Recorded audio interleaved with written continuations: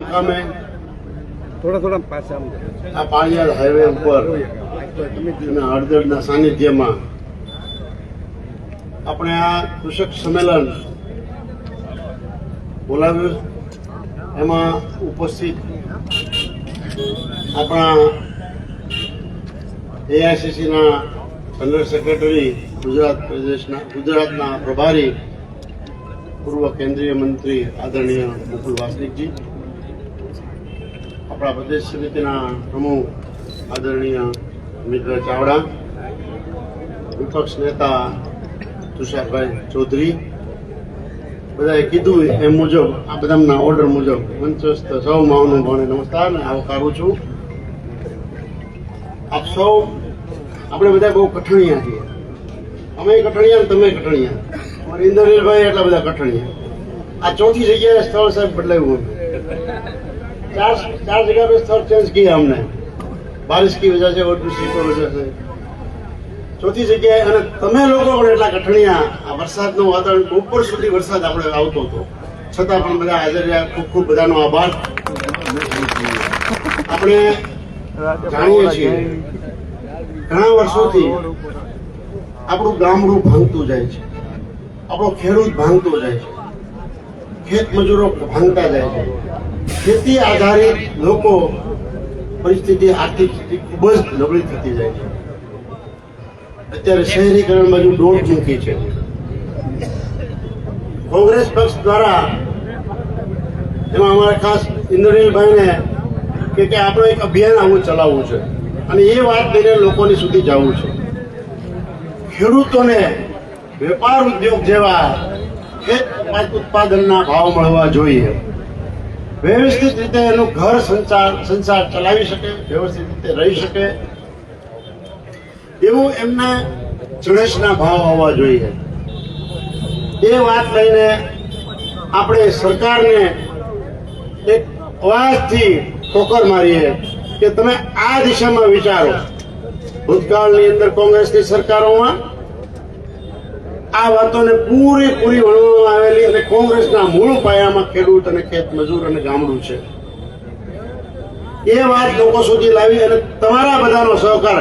આજે મને લાગે છે કે આવી પરિસ્થિતિમાં હાજર રહ્યા છીએ એટલે તમે બધાએ પણ, આપણે બધાએ એક વિચાર એવો તો કરી જ લીધો છે કે હવે પરિસ્થિતિ વણસવા નથી દેવી અને પરિવર્તન તરફ જવું છે.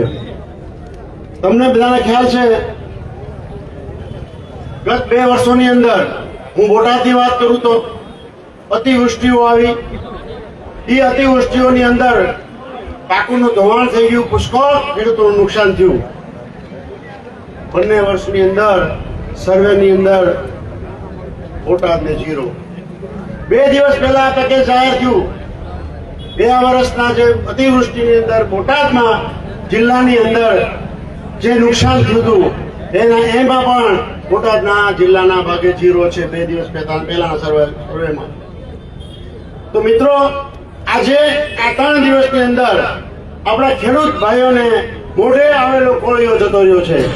એટલે આજના દિવસે વરિષ્ઠ આગેવાનો બેઠા છે એટલે એક ઠરાવ કરીએ છીએ કે સરકારને ટકોર કરીએ કે હવે આ માર સહન આ ખેડૂત કરી શકે એમ નથી.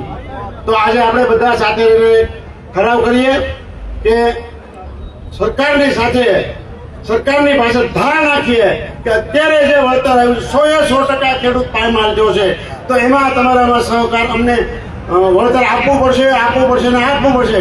એ ઠરાવમાં બધા ઊંચો હાથ કરીને સહકાર આપવો. ભારત માતા કી જય.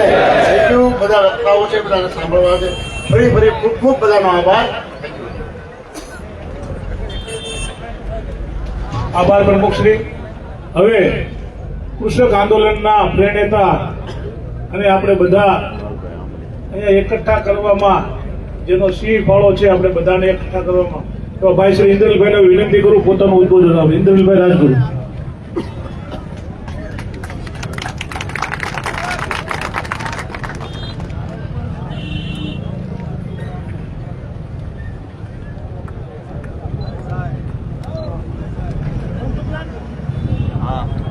હલો. ગુજરાત પ્રદેશના એઆઈસીસીના ઇન્ચાર્જ સૌના અમારા માર્ગદર્શક મુકુલ વાસનિકજી, પ્રદેશ પ્રમુખ યુવાન અમિતભાઈ, વિરોધ પક્ષના નેતા તુષારભાઈ અને મંચ ઉપર ગુજરાતનું બધું જ નેતૃત્વ આપ સૌ સમક્ષ હાજર થયું છે. હું આભાર વ્યક્ત કરીશ કોંગ્રેસનો કે મારા વિચારને મૂર્તિમંત કરવા માટેનો મોકો મેં આપ્યો છે. એના માટે હું મુકુલજીનો અને અમિતભાઈનો બંનેનો હૃદયપૂર્વક આભાર માનું છું.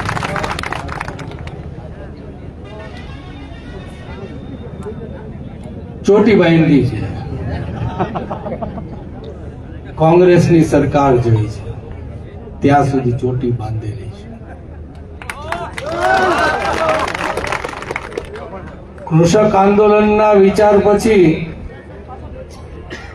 બીજી ટેક લીધી છે. ગુજરાતના ખેતી આવક ઉપર આધારિત લોકો ને ગુજરાતમાં જાગૃત નહીં કરું ને ત્યાં સુધી મારી આ ચોટી નહીં કાપું. 65% લોકો, એ ચાહે નગરમાં રહેતા હોય કે ગામડામાં રહેતા હોય, 65% લોકો મુશ્કેલીઓમાં જીવી રહ્યા છે. અને વાંક કોનો છે?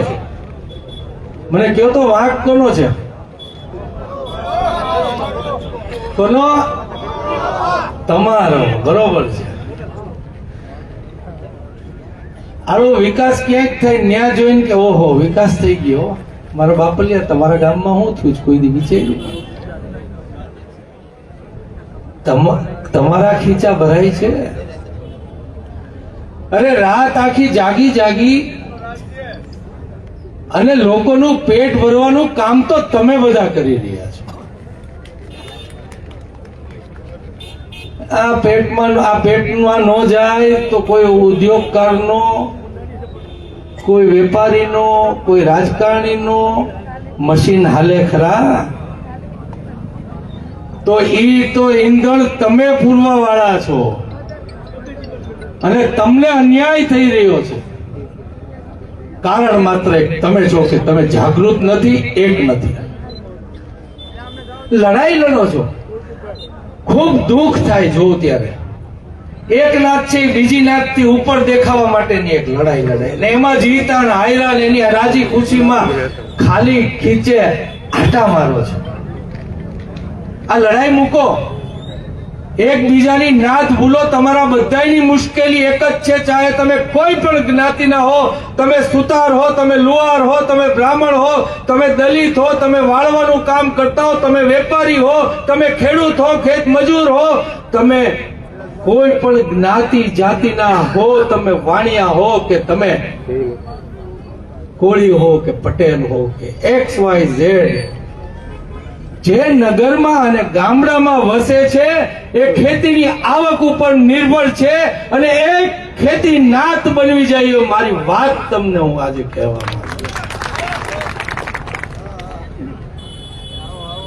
અને આ 65% ખેતીની નાત એક બને તો આ દેશમાં કોઈ એવો ચમરબંધી નથી પાક્યો, આ ગુજરાતમાં કોઈ એવો ચમરબંધી નથી પાક્યો કે તમારી વાત કાને ન લે. અને આ બધા ચમરબંધી એને કેવડાવે જ ને, એ તો આ પોલીસના જોરે કેવડાવે છે. બાકી આવે જ તમારા ખેતરમાં એકલા એક ભરી ગયો કે નહીં? લોચરા કાઢી નાખી. તમારામાં આ તાકાત છે. અમે આ સરકારના માલિક નથી. બધાય કાયમ એમ જ છે સરકાર એની બનાવે અને પછી કે કોંગ્રેસ તમે આની બહાર દોડો તો એટલે અમને થકાડો છો. અને અમે થોડા ગાંડા છીએ તે તમે અડકાયા વાયા કરો તમે દોડીએ હે મારા વહેલા કોંગ્રેસ કઈ સરકારની માલિક નથી કે કોંગ્રેસ કરાવી શકે. આ દેશના અને આ સરકારના માલિક તમે બધાય છો. અને હું એક કામ કરી રહ્યો છું કે સંગઠિત બની અને આ સરકારનું નાક ખોલો, અને સરકાર એનું નાક ન ખોલે તો હમણાં 27 આવે છે, સરકારને બદલી નાખો. આજ લુસફુસિયાઓ આમ આદમી વાળા હમણાં હળદરમાં અહીંયા આપણા આજ ગામની ધરતીમાં તોફાન કરીને વયા ગયા. ઓલો ધારાસભ્ય ક્યાંક આડો હોઈ જાય, અહીંયા ઓલા પોલીસ વિરુદ્ધ બોલે, પોલીસ ધાડો લઈને આવે ને ગામના મારે, ઓલા બે ખેતરમાંથી દોડતા ભાગી જાય. નાટક સમજો છો કે નહીં? અને તમને ન સમજાતું હોય તો હું તમને કહી દઉં, 4 મહિના જઈ આવ્યો છું. કેજરીવાલ હારે ગાડીમાં ફર્યો તો. મૂળ મુદ્દો હવે નાટકીયો છે મોટો, હું જોઈને આવ્યો છું. કેજરીવાલ જ મોટું નાટક છે તો આ લૂસફૂસિયા આગળથી શું અપેક્ષા લઈને તમે બેઠા છો? અને હું એમને એમ નથી બોલી રહ્યો.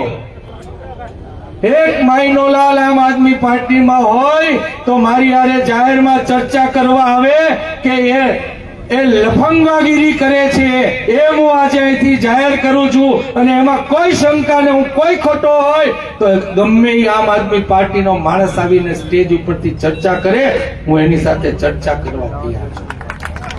અને હું આને એટલે નહીં આવે કેમ કે કેજરીવાલ એના મોઢામાંથી શું બોલ્યા હતા, શું કરતા હતા, શું પહેરવેશ સાદો પહેરે છે, શું કરે છે, હું નજીકથી એની હારે ગાડીમાં ને હોટલમાં બેહીને રખડીને આવીને જોઈ અને મને એમ થયું કે મારી કોંગ્રેસ પાર્ટી જેવી આ દેશ માટે કોઈ પાર્ટી નથી. મારી ભૂલ થઈ ગઈ. 4 મહિનામાં પાછો આવતો. હાલો એક નાટકીયને કાઢવા હાટું થઈને મેં કીધું આ તો બીજો નાટકીય મોટો કરવામાં આવ્યો. એક મોદીને કાઢવામાં આ બીજો નાનો મોદી કેજરીવાલ. હાવ નાટક છે ભાઈ. અને અત્યારે હાથો બની રહ્યા છે, અને કેમ હાથો બન્યા એની ચર્ચા આપ વાળા સાથે હું કરી શકું. એટલે આપ સૌને વિનંતી છે મારી, આપ સૌને વિનંતી છે કે ખેતીનાથ બનજો.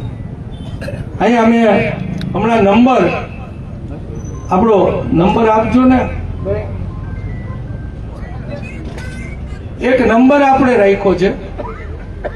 હું આપ સૌને વિનંતી કરું છું, બીજા લોકો આવ્યા છે એમને માટે ફરીવાર કહું છું,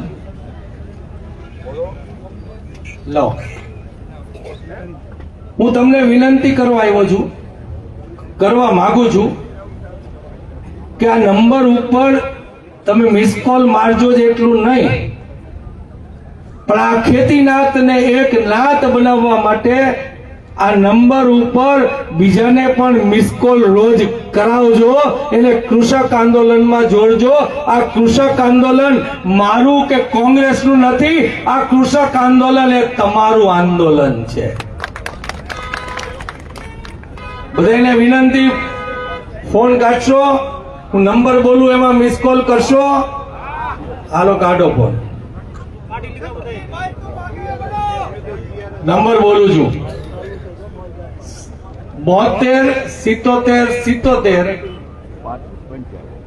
72 77 77 33 55. શક્તિભાઈ આપણી વચ્ચે આવ્યા છે, એમને આપણે આવકારીએ છીએ.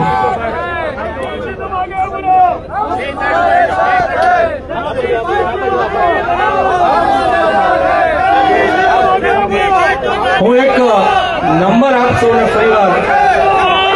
ફરીવાર બોલી જાઉં છું. હવે નંબર 72 77 77 33 55. ફરીવાર બોલું કે લખાઈ ગયો? ખૂબ આભાર. હવે બે હાથ ઊંચા કરીને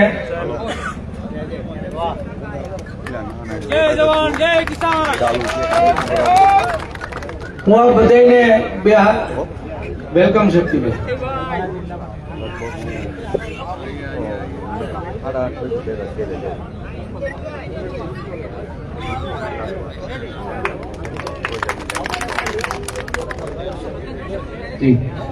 એટલે આપ સૌને હું ફરીવાર આહ્વાન કરું છું કે આપ સૌ જાગૃત બનો અને તમારી લડાઈ તમે લડો. તમને સંગઠિત કરવાનું આખા ગુજરાતમાં કામ અમે કરશું, એમાં તમે સહકાર આપશો એવી આપ સૌને બે હાથ જોડીને વિનંતી સાથે. અને આજે જે आज सर यहाँ स्थितियां थी, हमने बहुत परेशानियां भुगती. हम 4 स्टेज, ये चौथा स्टेज बनाया.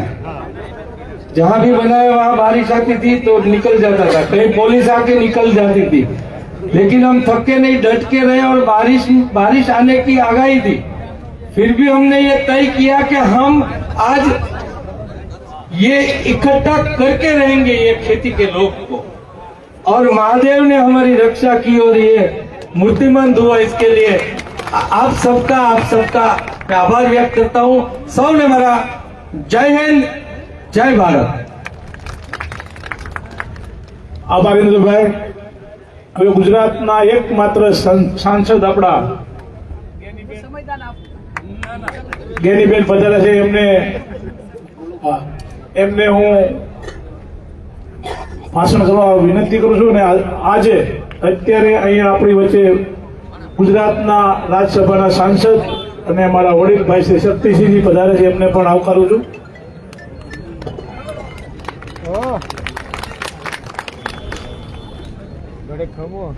જય જવાન, જય જવાન, જય કિસાન. આજે આ બોટાદની પવિત્ર ભૂમિ ઉપર ખેડૂતોને ન્યાય મળે એના માટે કરીને આ મહાપંચાયતનું જે આયોજન કર્યું છે એમાં ઉપસ્થિત ગુજરાત કોંગ્રેસના પ્રભારી મુકુલ વાસનિક સાહેબ, પ્રદેશ પ્રમુખ અમિતભાઈ ચાવડા સાહેબ, રાજ્યસભાના સાંસદ આદરણીય શક્તિસિંહજી ગોહિલ સાહેબ, વિરોધ પક્ષના નેતા તુષારભાઈ ચૌધરી સાહેબ, જિગ્નેશભાઈ મેવાણી. આમ તો પ્રદેશ પ્રમુખે નામ લેવાના ના પાડી, પણ હું કહું કે 2027ના હમણાં બધા સંબોધન કરતા હતા માજી ધારાસભ્યનું, પણ હું એમ માનું, ભગવાનને પ્રાર્થના કરું કે સ્ટેજ ઉપર બિરાજમાન એ નસીબને આધીન 2027ના ભાવિ ધારાસભ્યો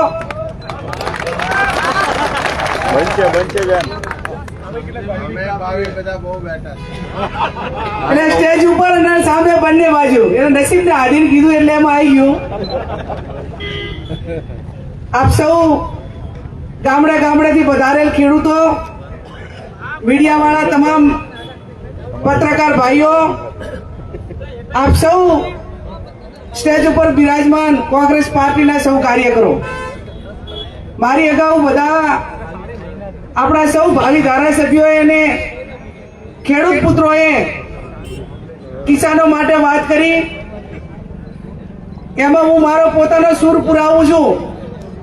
પણ એ ખેડૂતની દીકરી તરીકે એટલું ચોક્કસ કહીશ કે હમણાં પૂજાભાઈ વંશે ભાષણ કરતા હતા ને એમને એ વખતના મુખ્યમંત્રી અને દેશના વડાપ્રધાનનું જે એ વખતની સ્પીચ હતી આપણાને માઇકમાં સંભળાવી.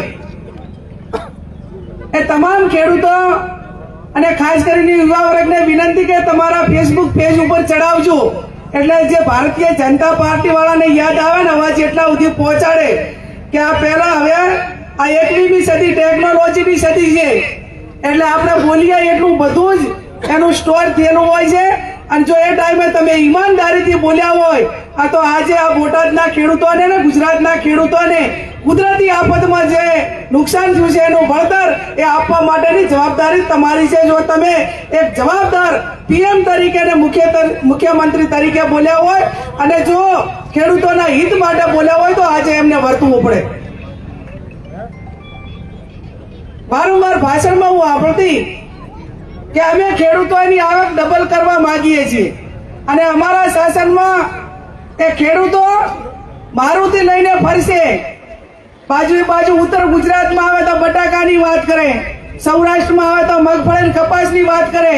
હવે મારે તમને પૂછવું છે કે આ મોટા સાહેબ એ લગભગ 2014 થી કરીને આ પછી આ ત્રીજી ટર્મ વડાપ્રધાન તરીકે છે. જ્યારે કેન્દ્રમાં કોંગ્રેસની સરકાર હતી એ ટાઈમે શંકરસિંહ બાપુ મંત્રી હતા, એ ટાઈમે 1400 રૂપિયા કપાસનો ભાવ હતો કે નહીં? તો અત્યારે હવે 14 ના 2800 થવો જોઈએ કે ના થવો જોઈએ? આમ તો 5 વર્ષે થવા જોઈએ, પણ 11 વર્ષે 12 વર્ષે તો થાય કે ના થાય? તો આજે ભાવ તો ઈનાય છે કે બીજા જ? મગફળીના ભાવ એ 10 વર્ષ પહેલા 800 કે 900 રૂપિયા હતા, ઈનાય આજે 800 ને 900 રૂપિયા. આ પરેશભાઈ ને અમિતભાઈ ચાવડા અને અમે બધા 2017 થી 22 ધારાસભ્ય હતા, અને એ ટાઈમે વિરોધ પક્ષ આપણો મજબૂત હતો, એટલે મગફળીના ઠેકાના ભાવ સરકારે જાહેર કર્યા.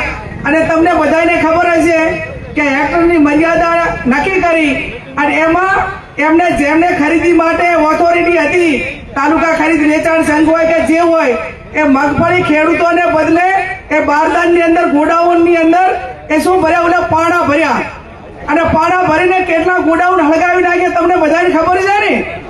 એટલે ખેડૂતના નામે જૂઠું કરવાનો કોઈ એવોર્ડ કોઈને લેવાનો હોય તો આ ભારતીય જનતા પાર્ટીના વહીવટકર્તાઓ, એમના મંત્રીઓ ને એમના ધારાસભ્યો ને એમના મળતિયાઓના નામે કોઈ જૂઠનો એવોર્ડ, ભ્રષ્ટાચારનો એવોર્ડ લેવાનો હોય તો એ લોકોના નામે જ મળે. અને જૂઠું બોલે એટલે કેટલું બોલે? જો એને પ્રવાહીમાં રૂપાંતર કરવાનું હોય ને તો દરિયો નાનો પડે, અને એને જો આમ ઢગલામાં રૂપાંતર કરવાનું હોય ને તો હિમાલય પહાડ નાનો પડે. આટલું જૂઠું આ ભારતીય જનતા પાર્ટીના લોકો બોલે છે. ત્યારે મારે આપ સૌને વિનંતી છે કે ખેડૂતોના હિતમાં જો કોઈએ કામ કર્યું હોય તો કોંગ્રેસની સરકારે કર્યું છે. મનમોહનસિંહજી દેશના વડાપ્રધાન હતા, એમણે 71,000 કરોડના દેવા ખેડૂતો માટે માફ કર્યા. હમણાં ઇન્દ્રનીલ રાજપુર સાહેબ ખૂબ સારી વાત કરી કે આપણે ચૂંટણી આવે ને એ ટાઈમે એક નાત જાતના વાડાઓ સામે આપણે વેચા ક્યાંક ને ક્યાંક એ વાતોમાં આવી જઈએ છીએ.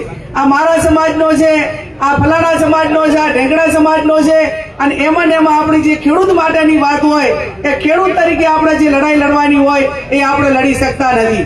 અને ભારતીય જનતા પાર્ટીમાં તમે ધારાસભ્ય બનાવો, મંત્રી બનાવો, હમણાં તમે જુઓ આ મંત્રીમંડળનું વિતરણ એ બધું થયું, મને એમ નહીં લાગતું કે 2027 નું પૂરું થાય ને ત્યાં સુધી એમને ઓફિસમાં કઈ યોજનાઓ છે, શેના માટે શું કરવું એ ગતા ગમે નહીં પડે, અને ત્યાં સુધી ચૂંટણી આવી જશે એકાબીજાના હિસાબ કરવામાં. આવું તો પ્રધાનમંડળ બનાવ્યું તમે જુઓ તો, અને તમારે બધું ટનાટન ચાલતું હતું તો હાથ વચ્ચે પ્રધાનમંડળ શા માટે બનાવવામાં આવ્યું? તો એનો અર્થ એ થયો કે તમે જ કબૂલો છો કે દેશના કે રાજ્યના હિતમાં આ સરકાર જે પારદર્શક વહીવટ પૂરો પાડવો પડે એ નથી પાડી જાય. એનો પુરાવો કદાચ એમને પોતે આ પ્રધાનમંડળ બદલ્યું એના ઉપરથી આપણે એવું માનવાનું રહ્યું. ત્યારે હું આપ સૌને વિનંતી કરું કે આજે આ તમામ કોંગ્રેસનું મોવડી મંડળ એ જ્યારે આપણી વચ્ચે આવ્યું છે, આપણા પ્રધાનમંત્રી ફસલ વીમા યોજનાની વાત કરી કે જ્યારે કોંગ્રેસની સરકાર હતી એ ટાઈમે આપણને તમામને વીમો મળતો, અને આ કુદરતી આફત કોઈ પણ હોય તો એ ખેડૂત એ વીમાથી સુરક્ષિત રહેતો ને એને પોતાના પાકનું નુકસાન મળી જતું. આ લોકો જ્યારથી શાસનમાં આવ્યા ત્યારથી વીમો પણ બંધ કર્યો, અને એના કારણે આપણને આ કુદરતી આફતોનું વળતર મળવું જોઈએ, જે આપણને માર્કેટમાં ભાવ મળવા જોઈએ એ પણ મળતા નથી. હમણાં અમારી બાજુ ત્યાં અતિવૃષ્ટિ થઈ, મુખ્યમંત્રી આવ્યા, ગામડે ફર્યા, હેલિકોપ્ટર લઈને ફર્યા, અને ખેડૂતોને કીધું કે આજ સુધી કઈ ના આપ્યું હોય એવડું મોઢું આપીશું. હજુ સુધી બધા ખેતરો પાણીના ભરેલા 2 મહિના થયા, હજી સુધી 1 રૂપિયો પણ આજ સુધી ખેડૂતને આપ્યો નથી. એટલે જૂઠું બોલવા માટેનો મેં કીધું એમ કે એવોર્ડ કોઈ લેવાનો હોય તો દિલ્હીથી કરીને અહીંયા, અને એટલું જૂઠું બોલે, મેં અગાઉ કીધું એ પ્રમાણે કે ભાજપ વાળાને તાલીમ આપવામાં આવે છે. સૌથી વધારે જૂઠું બોલે ને એને એમને ખાનગી રીતે, પાર્ટી રીતે, સરકાર રીતે એમને સન્માનિત કરવામાં આવે છે કે હા આ માણસ સૌથી વધારે જૂઠું બોલ્યો. અને જે લોકો જૂઠું બોલીને જતા હોય એ 1 વખત છેતરે, 2 વખત છેતરે, પણ વારંવાર જો છેતરતા હોય તો ક્યાંક આપણે પણ એની જનજાગૃતિ લાવીને આવનાર સમયની અંદર ગભે ગભો મિલાવીને જ્યાં પણ ખેડૂતોને અન્યાય થાય ત્યાં કોંગ્રેસ પાર્ટી સરકારમાં લડાઈ લડવાની હોય, વિધાનસભામાં લડવાની હોય, અને એનાથી પણ આગળ આંદોલન કરીને લડવાનું થતું હશે તો પણ ગભે ગભો મિલાવીને કોંગ્રેસ પાર્ટી લડશે.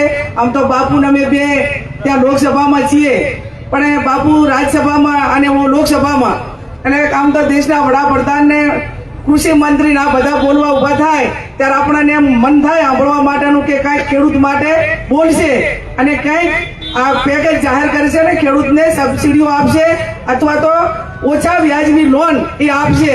હમણાં ગયા વખતના બજેટની અંદર 5 લાખ રૂપિયા ટૂંકી મુદતના ધિરાણ માટેની જાહેરાત કરી, તો મનમોહનસિંહે 3 લાખ રૂપિયા ટૂંકી મુદતના 0 વ્યાજથી લોન જાહેર કરી હતી. એના પછી 5 લાખ રૂપિયા આ સૌરાષ્ટ્રના અને બોટાદના ખેડૂતોને તમને 0% વ્યાજથી તમને કોઈને 5 લાખ મળ્યા છે? નથી મળ્યા ને? અરે ક્યાં કાંઈ આ બાજુ બેંકમાં સૌરાષ્ટ્રમાં તો મેં એવું સાંભળ્યું હતું કે બેંકે વીટો વાપરીને પરિપત્રના આધારે લોન આપી તો ખેડૂતોને એ મધ્યમ મુદતમાં ઊંચા વ્યાજમાં ગણી લીધું અથવા તો પછી એમની પાસે પાછા વસૂલાત કરવા માટેની વાત કરી. એટલે સરકાર બજેટમાં બોલે અને 1 વર્ષ સુધી એનો અમલ ન થાય એ આ માત્ર ને માત્ર ભારતીય જનતા પાર્ટીની સરકાર છે. એટલે આવનાર સમયની અંદર આપ સૌ એક ખેડૂત તરીકે લડાઈ લડીને એક મજબૂત સરકાર લાવો અને મજબૂત સરકાર લાયા પછી આમ તો હવે તમને બધાને બે હાથ જોડીને વિનંતી છે કે હવે વિરોધ પક્ષ પણ લડીને થાકી ગયો છે. હવે એક વખત મોકો આપો.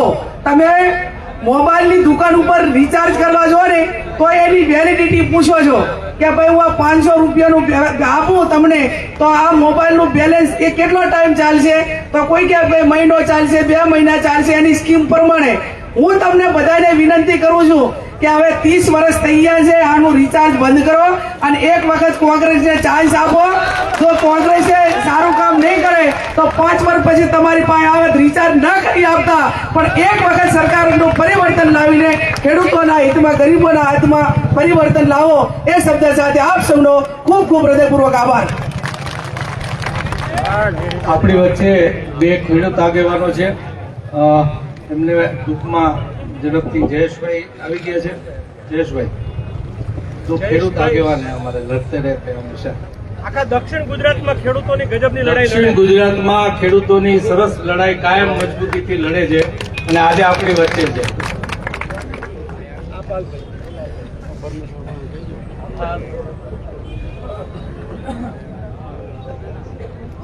આભાર ઇન્દ્રનીલભાઈ. સન્માનનીય મંચ અને ખૂબ જ મોટી સંખ્યામાં ઉપસ્થિત ખેડૂત બહેનો અને ભાઈઓ,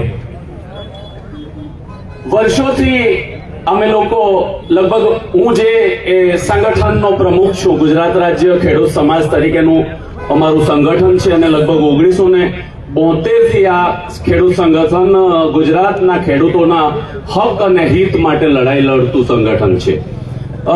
અત્યારે સમગ્ર ગુજરાતની અંદર ખેતી અને ખેડૂતના પ્રશ્નોને લઈને અમે લોકો સમગ્ર ગુજરાતના ખેડૂતોને એકત્ર કરીને જેટલા પણ સંગઠનો છે તમામ સંગઠનોને સાથે રાખીને એક મોટું આંદોલન ઊભું કરવા માટેની તૈયારી કરી રહ્યા છે. એના ભાગરૂપે અમે જ્યારે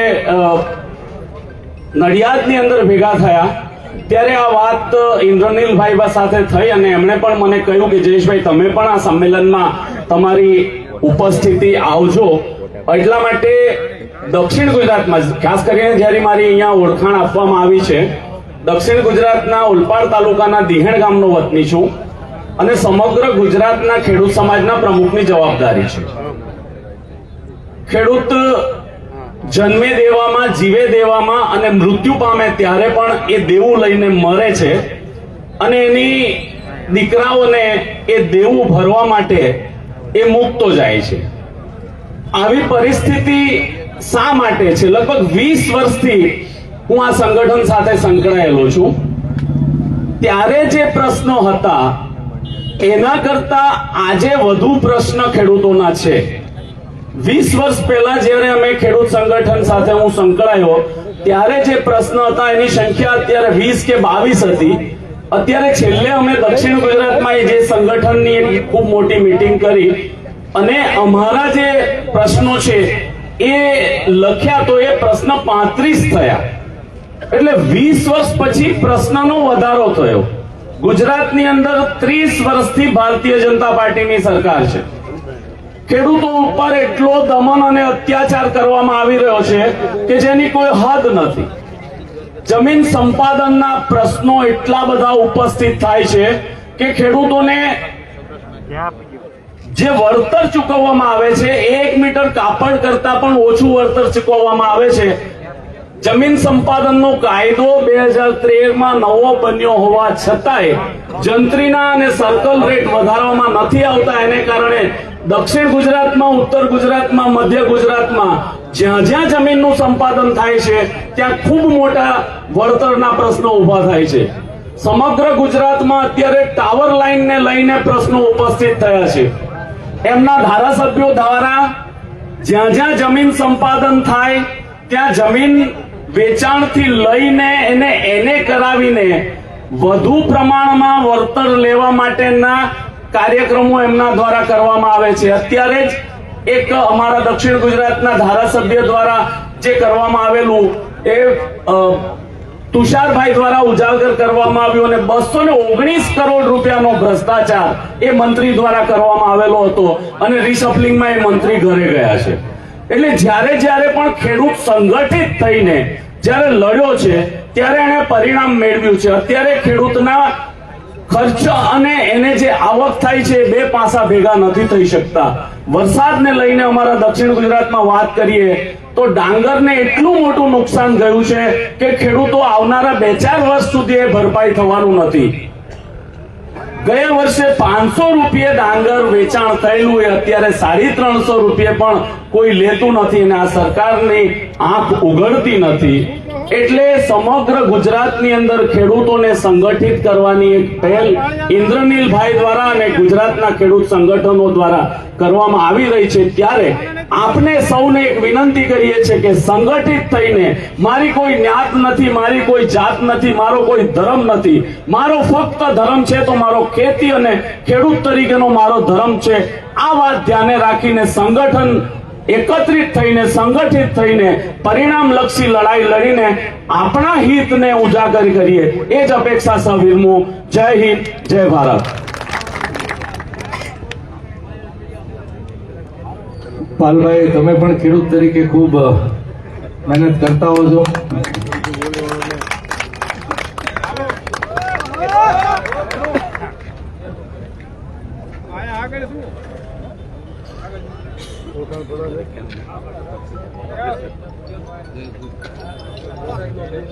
જય જવાન, જય જવાન. સન્માનિત મંચ અને ઉપસ્થિત આપ સૌ મારા હૃદય સમાન ખેડૂત ભાઈઓ, મિત્રો, મારે 3 જ મુદ્દાની વાત કરવી છે. આજે હું સવારથી ખંભાળિયાથી નીકળ્યો અને અહીંયા સુધી પહોંચ્યો, બધી જ જગ્યાએ મેં જોયું ખેડૂતના આખા વર્ષની મહેનત ઉપર પાણી ફરી ગયું. જ્યારે મેં મોબાઈલમાં જોયું તો ભાજપના ધારાસભ્યશ્રીનો કાગળ જોવા મળે, ભાજપના જિલ્લા પ્રમુખનો કાગળ જોવા મળે, ક્યાંક વિડીયો જોવા મળે અને એ વિડીયોમાં નરેશ પટેલ નામના એક મંત્રી ખેડૂતની ખેત પેદાશ હાથમાં અને ફોટો પાડતા પાડતા એમ કે છે જલ્દી કર, આમાં તો વાસ આવે છે. આ શરમજનક બાબત છે, શરમજનક. ગુજરાતનો મંત્રી મારા જગત તાતની ખેત પેદાશને એમ કે છે કે આમાંથી વાસ આવે છે. અને તો તને આ કોણે આમંત્રણ દીધું તું જ ફોટો પાડ? કોણે કહ્યું તું ખેતરમાં આવ? તને વાસ આવતી હોય તો તારી એસસી ઓફિસમાં બેસ. અહીંયા તારું કોઈ આમંત્રણ નથી દેતું. પણ એને ઉપરથી આદેશ છે કે આ વખતે ગઈકાલે અમિતભાઈ ચાવડાએ રાજકોટમાં કહ્યું કે ભાજપના એક પણ મંત્રીને ગામમાં ઘૂસવા નહીં દઈએ. એટલે અત્યારે જે કમોસમી વરસાદ છે ને એમાં ખેડૂતો ખૂબ હેરાન છે. એટલે વચ્ચે જઈને હમદર્દી મેળવો. એટલે હમદર્દી મેળવવા માટે આ ભાજપના ધારાસભ્યો, સંસદ સભ્યો, જિલ્લા પ્રમુખો કાં તો કાગળ લખે છે, કાં તો ખેડૂતોની વચ્ચે જાય છે. પાંચા ઊંચા ચડાવીને અંદર ગયા. અરે મારા ભાઈ, તમારે અહીંયા જવાની જરૂર જ ક્યાં હતી? તમારી પાસે તો ઓલી સેટેલાઇટ ક્રોપ ઇમેજ સિસ્ટમ છે ને, જેમાં તમે 80,000 તુવેરના ખેડૂતોનું રજીસ્ટ્રેશન રદ કર્યું હતું. એમ કહ્યું હતું કે તમે અમે જે ઇમેજ લીધી છે ને એમાં તમે તુવેર વાવી નથી. 82,000 ખેડૂતોની મગફળીનું રજીસ્ટ્રેશન રદ કર્યું. તમે કહ્યું કે અમે ઇમેજ લીધી ને એમાં તમારી મગફળી દેખાણી નથી.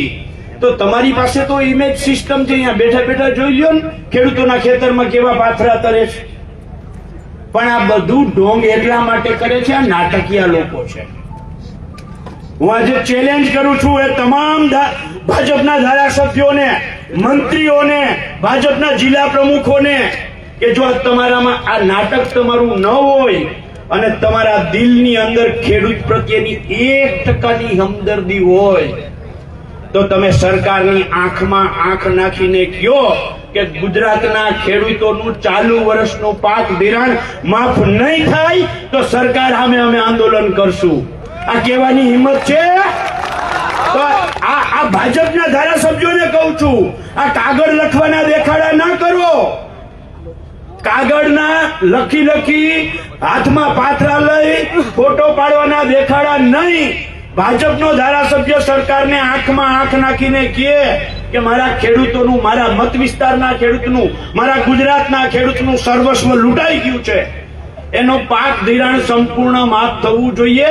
જો સરકાર માફ નહીં કરે તો હું એની સામે આંદોલન કરીશ. અને આજે હું આ 10,000 ખેડૂતોની વચ્ચે કહું છું કે જો આ ભાજપનો એક ધારાસભ્ય સરકાર સામે આંદોલન કરશે તો એનું સન્માન કરવા હું જઈશ. આ કોંગ્રેસના મંચ ઉપરથી જાહેરાત કરું છું કે એક ભાજપનો ધારાસભ્ય, સંસદ સભ્ય, જિલ્લા પ્રમુખ ખેડૂતો માટે ઉપવાસ આંદોલન કરશે તો એનું સાલો ઢળીને સન્માન કરીશ ને એની હારે ઉપવાસમાં બેસી જઈશ.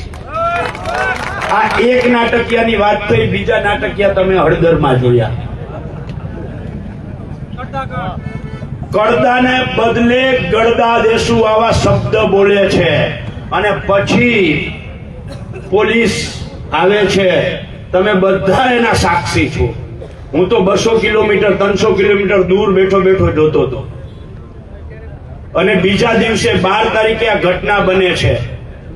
13 તારીખે આ નિર્દોષ ખેડૂતોને છોડાવવા માટે હું હિંમતસિંહ કટારિયા અને ભાઈ પ્રતાપસિંહ ડોડિયાને કહું છું 2 મિનિટ માટે ઉભા થાય.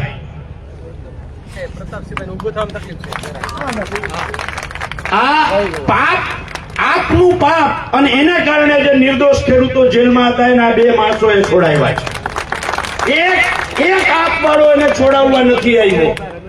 અને મારે આજે કેવું છે, બાકી આખી ટીમ હતી, પણ મારે આજે કેવું છે કે જે ખેડૂતો માટે, ખેડૂતોના નામે મત લઈ અને વિસાવદરમાંથી ધારાસભ્ય બનનાર ગોપાલ ઇટાલિયાને આજે 10,000 ખેડૂતોની વચ્ચે સવાલ કરું છું કે ચૈતર વસાવાને છોડાવવા માટે તમે ત્યાં જઈ શકો છો, રાજપીપળા જઈ શકો છો. ત્યાં જઈ અને કોર્ટમાં ઘૂસવા નથી દેતા. મારી પાસે આઈ કાર્ડ છે, હું વકીલ છું. આવું કરી અને ત્યાં તમે જાઓ છો. તો આ ખેડૂતો જેના મતથી તમે જીતા છો એ મારા હળદરનો ખેડૂતનો શું વાંક હતો? ગોપાલભાઈ, તમે તો આગલા દિવસે રાજકોટમાં જ હતા. કેમ તમે અહીંયા ના આવ્યા પોલીસ સ્ટેશને? કેમ તમે ખેડૂતને ના છોડાવ્યા? એટલે આ નાટકીયાઓને સમજવાની જરૂર છે. અને નંબર 3, ઈ નાટકીયાઓનો એક નવો નમૂનો હમણાં તમને 31 તારીખે જોવા મળશે. ગઈકાલે આ આપણા જે ખેડૂત ભાઈઓ અંદર છે એની તારીખ હતી અમિતભાઈ કોર્ટની. અને જે આમ આદમી પાર્ટીએ મોટી વાતો કરી કે અમારી પાસે લીગલની ટીમ છે. અહીંયા રામકુભાઈ કરપડા અહીંયા બેઠા છે. ગઈકાલે કોર્ટમાં સુરેન્દ્રનગર કિસાન કોંગ્રેસના ચેરમેન રામકુભાઈ કરપડા જાય છે. આમ આદમી પાર્ટીનો એક વકીલ ત્યાં નથી અને એના કારણે આજે જામીન રદ થયા છે. આ સમજવાની જરૂર છે.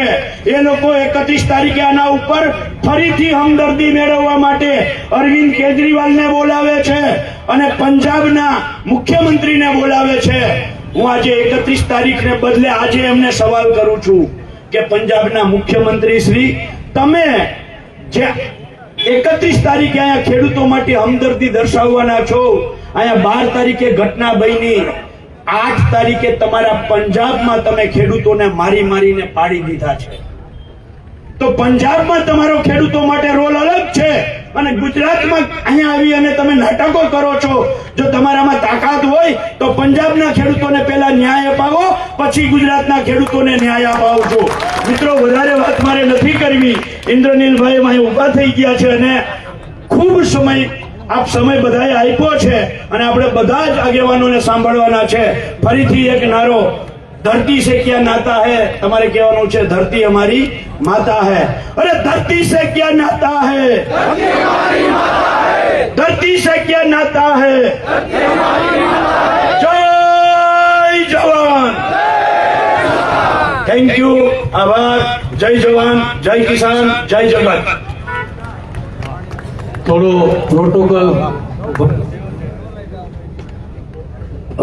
પ્રોટોકોલ ભંગ થયો છે અને અમને યુવાનોની જરૂર છે અને એટલે હરપાલભાઈને કહું કે 2 મિનિટ ટૂંકું, પાલભાઈની જેમ બાજુમાં ઊભું ન રહેવું પડે એમ. સૌ વરિષ્ઠ આગેવાન જયારે બાકી હોય એટલે કોઈ ભાષણ નહીં, પણ અગાઉના વક્તાઓએ જે દિલની જે હૈયાવરાળની જે વાત કરી ને ખાલી એક જ વાત કરીશ कि है बहुत अंधेरा, है बहुत अंधेरा, अब सूरज निकलना चाहिए. किसी भी हालत में अब ये तस्वीर बदलनी चाहिए. 27માં સરકાર બદલવાની છે. આ તાકાતના નેમ સાથે આપણે સૌ 3 વાર નારો બોલાવી મારી વાત હું પૂરી કરીશ. બોલો જય જવાન. તમે લોકો દૂર દૂરથી આવ્યા છો પણ 2 હાથની મુઠ્ઠી તાકાત સાથે છેલ્લે સુધી બોલો જય જવાન. સ્ટેજ પર પણ ખાસ જય જવાન. ધન્યવાદ. જય જય ભારત.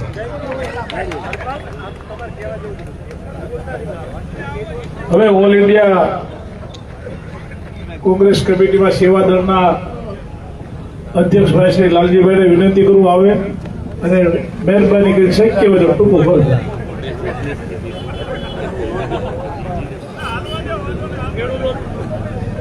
ખેડૂતનો દીકરો છું, ખેડૂતની વાત કરવી છે. ક્યાંક કશેક થોડુંક લાંબુ બોલાઈ જાય તો આ બાજુ વાળા માફ કરજો, કારણ કે આ બાજુ વાળા તો ભેગા જ છે બધા. ત્યારે આપ સૌ અહીંયા મોટી સંખ્યામાં, હજારોની સંખ્યામાં આવ્યા છો. હમણાં જ આ ભાજપની ચાપલુસી કરતી પોલીસે ધોકાવાળી કરી અને છતાંય કોઈ જાતની બીક રાખ્યા વગર જો બહાર નીકળે એ જ ખેડૂતના દીકરા દીકરીઓ હોય. અને આવા તમે ખેડૂતના દીકરા દીકરીઓ અહીંયા હોય અને મંચ ઉપર આપણા સૌ મહાનુભાવો હોય. પ્રમુખશ્રીની સૂચના છે કે સૌના નામ લેવાના બદલે માન્ય ઇન્ચાર્જ મુકુલજી, પ્રમુખશ્રી અમિતભાઈ અને વિપક્ષના નેતા તુષારભાઈ, મંચસ્થ સૌ મહાનુભાવો, આયોજકો અને ગામો ગામથી પધારેલા ખેડૂતો. મારો દીકરો 2014માં એક જાહેરાત કરતો હતો, કેન્દ્રના સરકારની ખેડૂતને તમાચો. કપાનો ભાવ 1400 મળતો હતો ત્યારે તમાચો લાગતો હતો. મગફળીનો ભાવ, જે તેની ખોખીનો ભાવ 1250 મળતો હતો ત્યારે તમાચો લાગતો હતો. હાળી 800 રૂપિયા ભાવ કરી નાખ્યા અને અહીંયા આવીને ધોકાવાળી કરી. આને શું કહેશો હવે? આવા ખેડૂતોની સાવ આપણા કે પાક વીમા, હમણાં પૂંજાભાઈએ જે વિડીયો સંભળાવ્યો, મારા બેટા જે બોલે, ખેડૂતનો પાક ખળામાં પડ્યો હશે, કોથળા ભરવાની તૈયારીઓ હશે, તમે તમારો માલ ખડામાંથી લાઈન ઉપડીને તૈયાર કર્યો હશે, બજારમાં લઈ જવાની વાતો થતી હશે, અને કરા પડે કે વરસાદ પડે તોય તમને 15 દિવસ વરસાદને કરા પડ્યા પછીના 15 દિવસે તારો બાપ 15 નહીં અત્યારે અહીંયા પાથરા પડ્યા છે એની વાત કરા જે ગુજરાતમાં જરૂર છે. ગુજરાતના ખેડૂતોને જે રીતે ભારતીય જનતા પાર્ટીની સરકારે એમણે એમ માન્યું છે ખેડૂતને ખબર શું પડે, એ તો ખેતરોમાં ગોતા ખાય, માલધારીઓને ખબર શું પડે, એને તો આપણે સમજાવી લેવું, બોલાવી લેશું અને ચૂંટણી આવશે ત્યારે પેલી 8 કલાક વાળી વીજળી 12 કલાક કરી નાખશું. ડીએપી ને યુરિયા જે અમથું ટાઈમે ન મળતું હોય, ચૂંટણી આવે એટલે ટાઈમસર સ્ટોક જાહેર કરી દેશું. પાકનો વીમો અમસ્તો ના થાય પણ ચૂંટણીનું વરસ આવે એટલે પાકનો વીમો જાહેર કરી દેશું. સરકારે ટેકાના ભાવે મગફળી ખરીદવાની વાત આવે, હમણાં એક આંકડાનો અભ્યાસ કર્યો મિત્રો. આ મારા બેટા છેતરે છે કેવું. 4 વર્ષ સુધી એમએસપી ના વધે અને ચૂંટણી આવવાની વાર હોય, 8 મહિના 7 મહિનાની વાર હોય અને એ સિઝન આવે એટલે સરકાર અચાનક એમએસપી વધારે અને ભાજપના બધા જ એ ચાટુકારો મોટા મોટી જાહેરાત આપે, આભાર નરેન્દ્રભાઈ તમે એમએસપી આપ્યું, આભાર તમે 4.5 વર્ષ નો આપ્યું એની વાત કરો ને. પેલા ચૂંટણી આવે ત્યારે જ આપો છો અને ખેડૂતોને છેતરવાના ધંધા કરો છો. એમએસપી એમ કે છે કે આપ્યું પણ કેટલું આપ્યું એ આમ તો આંકડા જોવા જેવા છે. આ 200 મણ મગફળી ખરીદવી જોઈએ એના બદલે 70 મણ ખરીદવાની વાત લાવ્યા. આ 70 મણ ખરીદશે કે નહીં હજુ એની કોઈ ખાતરી નથી. આ લાભ પાંચમ શરૂ કરવાનું હોય, આ છઠ ગઈ, હવે કેદી ખરીદશે? દેવ દિવાળીએ ખેડૂત ખાલી થઈ જાય, વેપારીના ઘરે માલ જાય પછી એમની એમએસપી ખરીદી શરૂ થાય. એટલે ખેડૂત 12 મહિનાની મહેનત બધી જે છે એ કમાવાની કોકને ખેડૂતની કમાણી આ ભાજપના ભ્રષ્ટાચારમાં સમાણી એના જેવી આખી વાત છે. આ રીતે વીજળીના થાંભલાઓ મિત્રો આ બોટાદ નહીં અને સુરેન્દ્રનગરના બંને જિલ્લાના લોકો થોડા ભાવનગરથી તમે સૌ અહીંયા હશો, કચ્છમાં, જામનગરમાં, દ્વારકામાં, સુરેન્દ્રનગરમાં, મોરબીમાં ખેડૂતના ખેતરોમાં એ વીજળીના અદાણીના લાઈન નીકળે, એસઓજી પોલીસના અધિકારીઓ રાતે જઈને એ બહેનો ભાઈઓને ધમકાવે, ઉપાડી જાય અને ક્યાંક થાંભલા નાખવા દે ને કે તને અહીંથી અમે લોકો હેરાન કરીને લઈ જશું, તારી ઉપર એફઆઈઆર થશે. જમીન ખેડૂતની, આ ધરતી બાપ દાદાની કે જેને એને સાચવી અને એને ખાલી કરવાનું, એના ઉપર દંડાવાળી થાય, ખેડૂત કગડે. બનાસકાંઠામાં જાય તો એક ખેડૂત એ તમે જોવાય નહીં, પાકમાં એ ભારતમાલાના નામે રોડ નીકળે, ક્યાંક કાપણી ક્યાંક માપણીના નામે એ ખેડૂત ચારે બાજુથી લૂંટાય.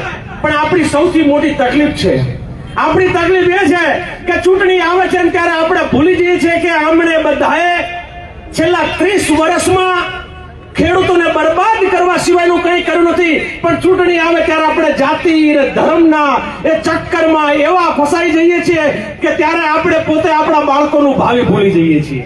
ત્યારે આપણે ખેડૂતનું હિત કોની પાસે છે એ ભૂલી જઈએ છીએ.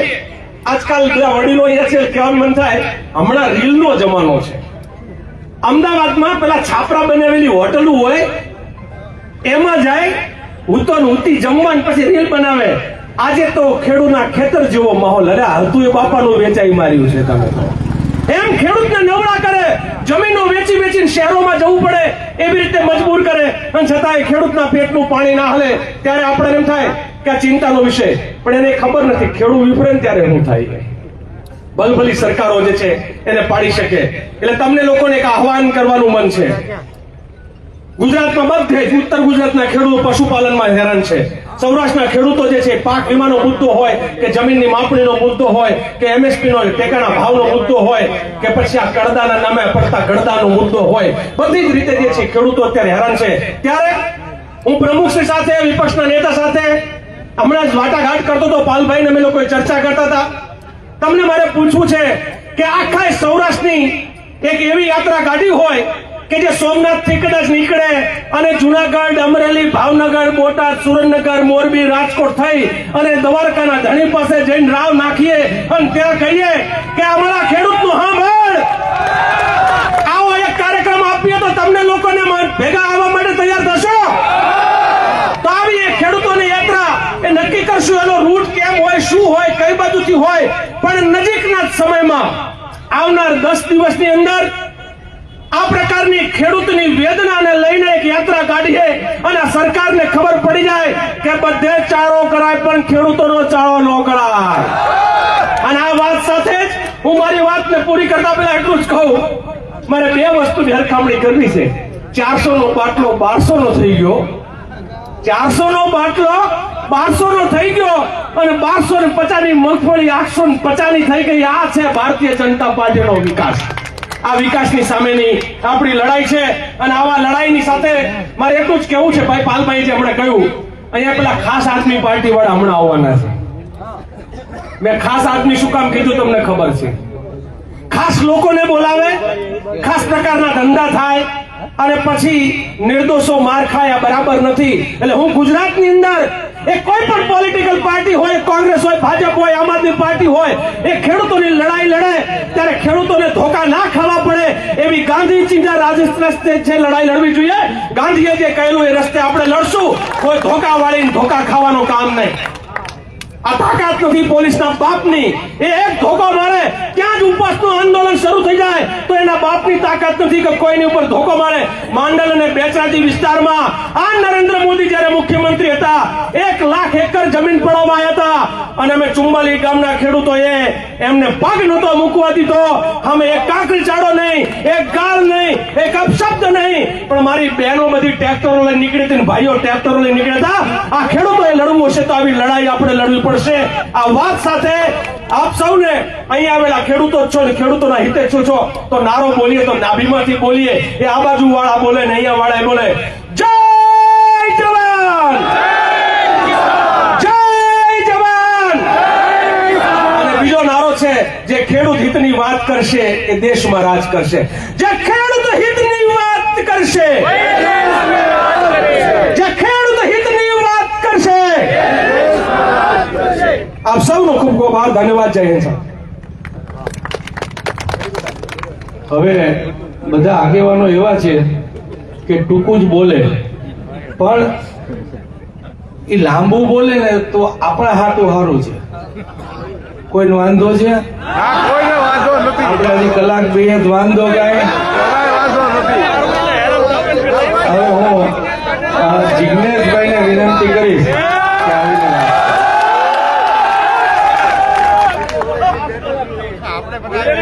મંચ ઉપરના કોંગ્રેસ પરિવારના ખેડૂત આંદોલન સાથે જોડાયેલા સૌ સન્માનનીય સાથીઓ, ભલે ઇન્દ્રનીલભાઈએ વાત કરી પણ હું ટૂંકમાં જ મારી વાતની રજૂઆત કરીશ. એમણે કીધું કે ટૂંકી વાત કરો એટલે કવિની પંક્તિ યાદ આવી કે ટૂંકી ટચરજ વાત કબીરા, ટૂંકી ટચરજ વાત કબીરા, લાંબી પડશે રાત કબીરા. કાપડ છોને કાણી પહેર્યું, પાડો નોખી ભાત કબીરા. ખેડૂત આંદોલનમાં કોંગ્રેસ પાર્ટી, ઇન્દ્રનીલભાઈ, બધા જ મિત્રો સાથે મળીને એક નવી ભાત પાડવાના સંકલ્પ સાથે જે રીતે બોટાદની આ ક્રાંતિકારી ધરતી પર તમે એકત્રિત થયા છો, તમે તમામ ખેડૂત પરિવાર, મારી બહેનો અને માતાને હું સલામ કરું છું, હું વંદન કરું છું. આજે બહુ અદ્ભુત માહોલ છે. તમારા ચહેરા પરની રોનક, તમારા ચહેરા પરનું નૂર એક નવી ક્રાંતિની તમે શરૂઆત કરવા માંગતા હોય એ કેવું દેખાડી રહી છે. ત્યારે ગેનીભાઈએ બહુ સુંદર વાત કરી, લાલજીભાઈએ હાકડા પડકારા કર્યા, પાલભાઈએ જબરદસ્ત ભાષણ કર્યું. મને લલિતભાઈ કગથરાની એક વાત બહુ અદ્ભુત ગમી. આજે લલિતભાઈ એમના ભાષણમાં કીધું કે હે મારા ગુજરાતની જનતા, હે મારા ગુજરાતના ખેડૂતો, હું લલિત હતો, એમાંથી લલિતભાઈ થયો, પછી લલિત કાકા થયો, હવે લલિત દાદા થવું ત્યાં સુધી રાહ ના જુઓ. એના માટે હાથ જોડવા તમને આવ્યા છીએ. ઇન્દ્રનીલભાઈએ એમની વાતમાં કહ્યું કે આપણે ચૂંટણી ટાણે જ્ઞાતિ અને ધર્મમાં વેચાઈ જઈએ છીએ.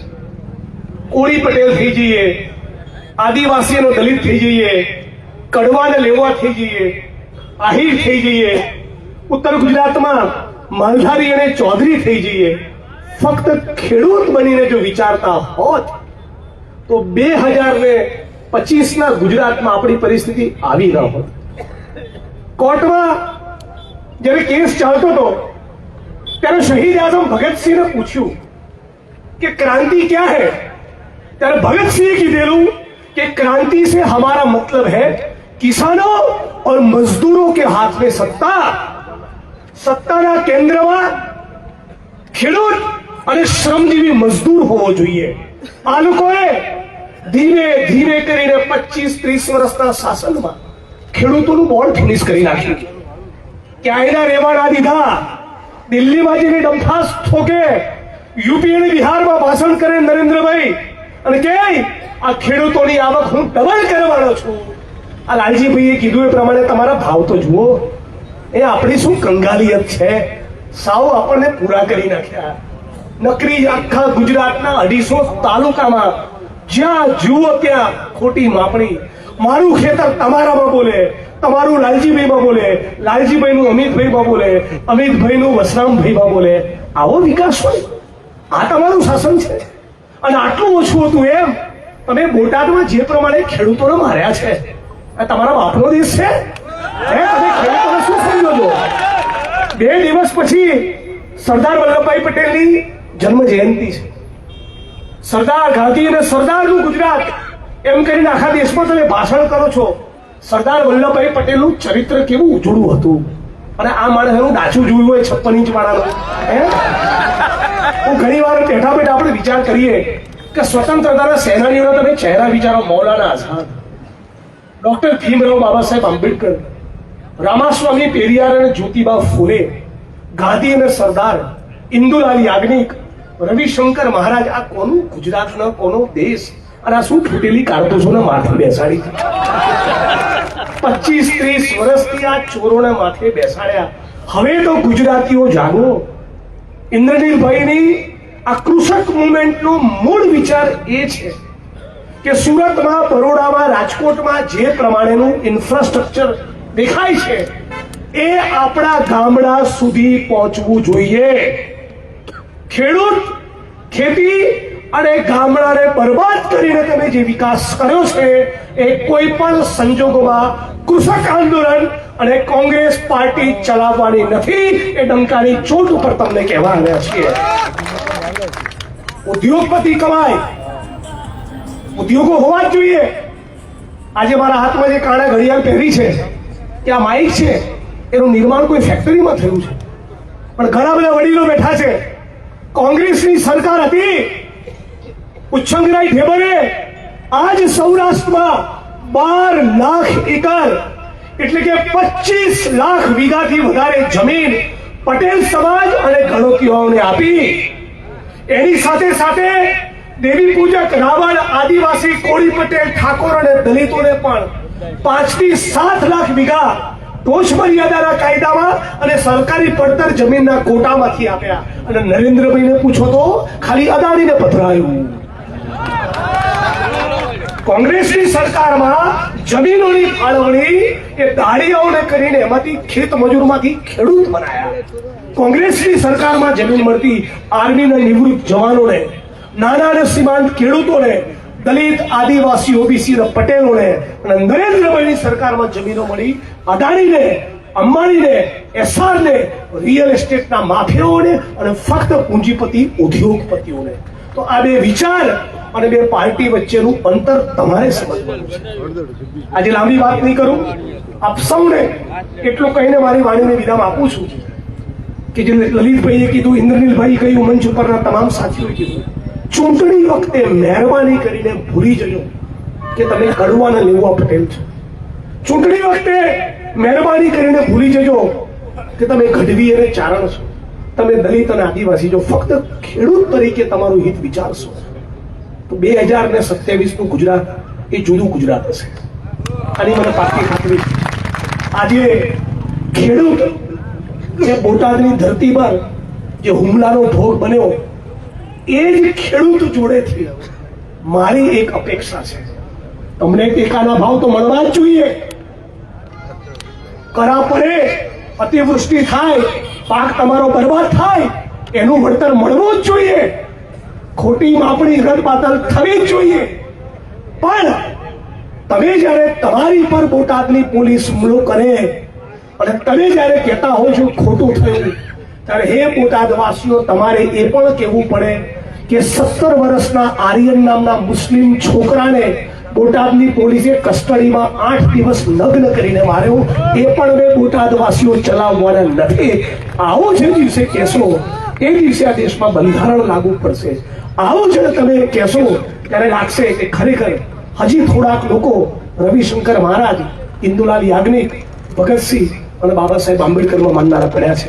આપણે સાથે મળી જાતિ અને ધર્મનું કુંડાળું તોડી ખેડૂત તરીકે એક થઈએ, કૃષક આંદોલનને મજબૂત કરીએ, કોંગ્રેસને મજબૂત કરીએ, બહારથી આવનારા નાટકીયાઓને ઓળખીએ. 2027નો દિવસ જુદો હશે. જય ભીમ, જય ભારત, જય સંવિધાન, જય કોંગ્રેસ. આજે આપણે કોઈ ફુલારનો કાર્યક્રમ એટલે નથી રાખ્યો, કેમ કે આપણે હળદરની ધરતીમાં બેઠા છીએ અને હજી હળદરના લોકો જેલમાં થોડા પરેશાન છે અને બીજા બધા પણ ખેડૂતો પરેશાન છે, એટલે આપણે કોઈ પણ આજે ફુલહારનો અહીંયા કાર્યક્રમ નથી રાખ્યો.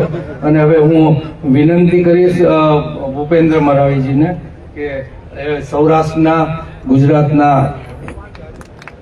इंचार्ज છે એમને વિનંતી.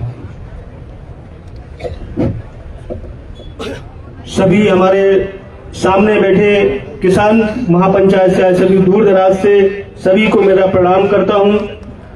आज इस किसान महापंचायत में हमारे बीच में हम सभी सेक्रेटरियों को मार्गदर्शन देने वाले सर के नेतृत्व में हम काम कर रहे सम्मानीय हमारे मुकुल वासनिक सर जी, गुजरात प्रदेश कांग्रेस कमेटी के अध्यक्ष सम्मानीय अमित चावड़ा जी, सम्मानीय पूर्व प्रदेश अध्यक्ष एवं राज्यसभा सांसद सम्मानीय शक्ति सिंह गोयल जी, सम्मानीय नेता विपक्ष तुषार चौधरी जी, सम्मानीय ज्ञानीबेन जी, जिग्नेश जी, लाल जी, और यहाँ पे जिला कांग्रेस कमेटी के अध्यक्ष हिम्मत जी और इंद्रनील राजगुरु जी. अभी मुझसे चर्चा ही कर रही थी कि सर मैं काफी दिन से मेहनत कर रहा हूँ, एक एक तालुका में जाने का प्रयास किया, लोगों से संपर्क किया. इंद्रनील राजगुरु जी हमारे पूर्व जिलाध्यक्ष जी और मंच में बैठे समस्त हमारे मंच के पदाधिकारीगण, वरिष्ठ नेतागण और सामने बैठे सभी किसानों को जय बापू, जय भीम, जय संविधान, जय किसान, जय कांग्रेस करता हूँ.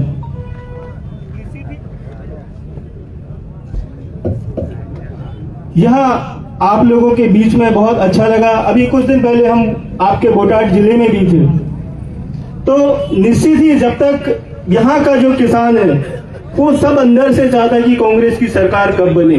लोग चाहते हैं कि कांग्रेस की सरकार देखना चाहते हैं, क्योंकि ये हमारा जो स्वराष्ट्र पूज्य महात्मा गांधी जी का जन्मस्थली है, सरदार पटेल जी का पूरा प्रदेश है, महात्मा गांधी जी का, सरदार पटेल जी का. आप सब हमारे पूजनीय इस देश की आजादी की लड़ाई लड़े, पर 30-35 साल से आप ही सब लोगों ने 2 लोग ऐसे दे दिए जो देश को किस दिशा में लेके जा रहे हैं आप लोगों को पता होनी चाहिए. 30-35 सालों से आपकी सरकार नहीं है. हम किसानों से मिले, छोटे व्यापारियों से भी मिले, लोगों के अंदर बहुत आक्रोश भरा हुआ है. बस हमारी अभी में कुछ दिन पहले आए थे, कांग्रेस का कार्यकर्ता आया कि सर यहाँ तो आम आदमी का विधायक है, 4 साल हुआ, कभी 1 रुपया का कोई अच्छे से काम नहीं किया, सिर्फ सोशल मीडिया में ज्यादा दिखता है. 5 महीना पहले विसावदर में बाई इलेक्शन हुए, वहां भी चुनाव में ठीक है, मतदाताओं का है, उसको हम लोग एक्सेप्ट करेंगे. पर अभी बीच में कार्यकर्ता मिला मुझे कि सर यहाँ का जो एमएलए वो सोशल मीडिया पे ज्यादा चलता है, एक घर में जाता है, मीडिया पे घुमाता है, काम कुछ नहीं कर रहा. फिर उसने कहा कि सर हमारे कांग्रेस के नेता हमारे बीच में आए, क्योंकि हर किसान आज आप लोग महंगाई से कैसे गुजर रहे होंगे. 2014 में सोने का रेट 33 से 40 हजार रुपया हुआ करता था, 30 से 40 हजार के बीच में. आज 11 साल में क्या हुआ, 1 लाख से ऊपर पहुंच गया. हर चीज इतनी महंगाई में बात करूं, क्योंकि अभी हमारे वरिष्ठ नेताओं को हम यहाँ पे सुनने आए हैं, क्योंकि मैं भी चाहता हूँ शॉर्ट में बोलूं, हम आप सभी वरिष्ठ नेताओं का सुनना चाहते हैं. आप सब लोगों से मेरा निवेदन है कि सारे लोग परेशान हैं. इस देश को आगे कौन बढ़ाता है, किसान. आज इस देश की प्रगति अगर हो रही तो किसानों की वजह से हो रही है, पर किसानों को कुछ भी नहीं मिलता. मेरे सभी से निवेदन है, हमारे जिला कांग्रेस कमेटी के अध्यक्षों से, संगठनों से, क्योंकि हमारे किसान चाहते हैं कि हमारे कांग्रेस के नेता आए. ये देश ऐसे गुजरात में अगर लड़ाई है तो आरएसएस की विचारधारा और कांग्रेस की विचारधारा, गांधी जी की विचारधारा की लड़ाई है. हम अब जिस दिन लोगों के बीच में जाना शुरू कर देंगे तो आम आदमी को कहीं स्पेस नहीं मिलेगा. मैं इसके लिए लिख के देता हूं आप लोगों को, हमारे संगठन के सभी पदाधिकारियों को, किसानों के लिए लड़िए. हमारे नेता माननीय राहुल गांधी जी कहते हैं कि कौन किसानों की लड़ाई कितना लड़ रहा है. हर डिस्ट्रिक्ट में आप लोगों के बीच में जाइए. निश्चित ही हम लोग 2027 में बहुत अच्छा करेंगे और गुजरात में कांग्रेस की सरकार बने. सभी को धन्यवाद. जय हिंद, जय कांग्रेस.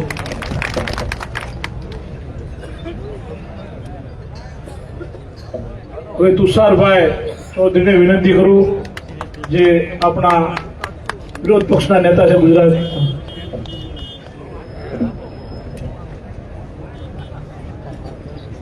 સૌને નમસ્કાર.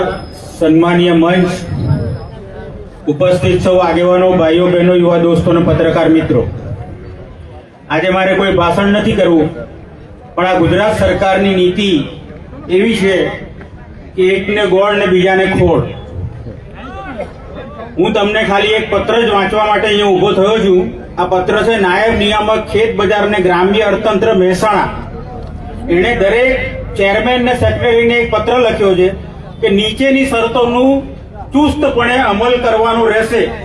એમાં એમણે શું લખ્યું, હું ખાલી 5 જ શરત વાંચવા માંગુ છું કે ખેડૂત માલની હરાજી બાદ બજાર સમિતિના વજન કાંટામાં વજન કરવું અને તે વજનમાં કોઈ કપાત કરવી નહીં તથા તે થતા વજન મુજબ હરાજીમાં પડેલા ભાવની થતી કિંમતનું બિલ આપવું.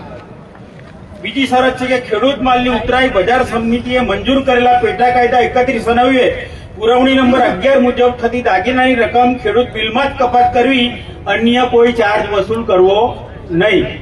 ત્રીજું એમણે લખ્યું છે કે ખેડૂત માલની હરાજી બાદ ખેત પાકની ખરીદી કરનાર વેપારી જો તે માલ તેની જીનિંગ ફેક્ટરી, ઓઇલ મિલ, તમાકુની ખડી કે તેના ગોડાઉન પર ખેડૂતના સાધનમાં લઈ જવા ઈચ્છે તો ખેડૂતને તે વાહનના ભાડા પેટે વળતર રોકડમાં આપવાનું રહેશે.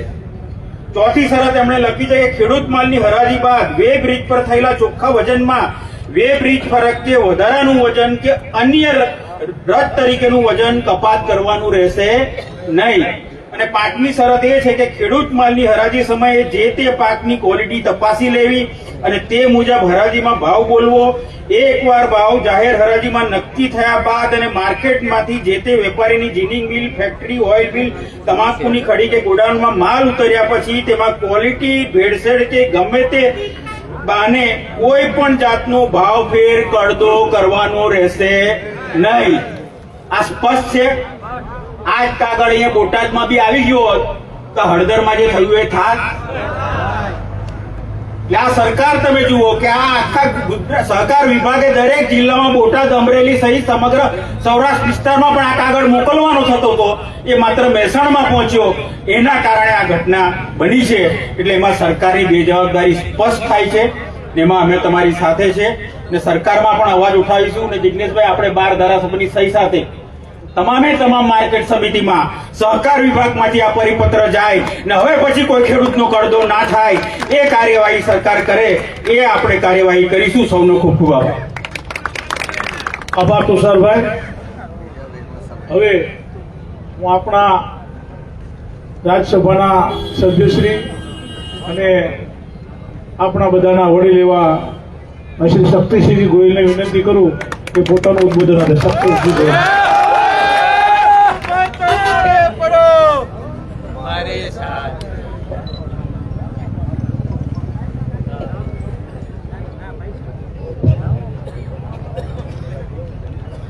સારા કામ માટે ભેગા થઈએ એટલે ઉપરવાળો મદદ કરે ને.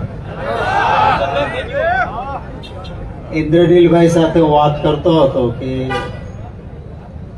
બધા જ આગાહી કરનારા, ફોરકાસ્ટ કરનારા છે અને ગૂગલમાં જુઓ ને આજે મોબાઈલમાં વરસાદ થશે. બોટાદમાં આજે રાતના 1 વાગ્યા સુધી વરસાદ પડવાની આગાહી હતી, પણ તમે બધા દિલથી ભેગા થવાના છો એટલે ઉપરવાળાએ મદદ કરી, એક છાંટોય કર્યો નહીં.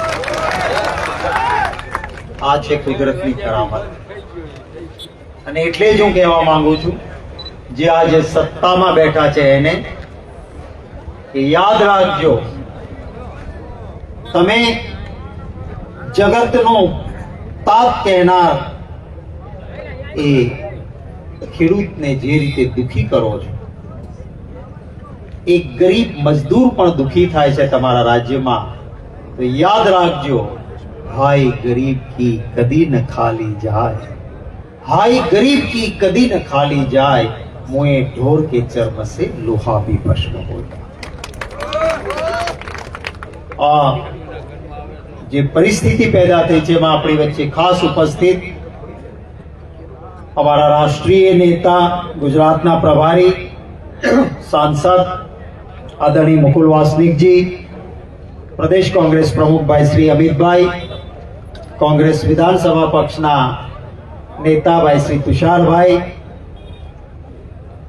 અમારા એઆઈસીસી ના સેક્રેટરી પ્રભારી ભૂપેન્દ્ર મરાવીજી,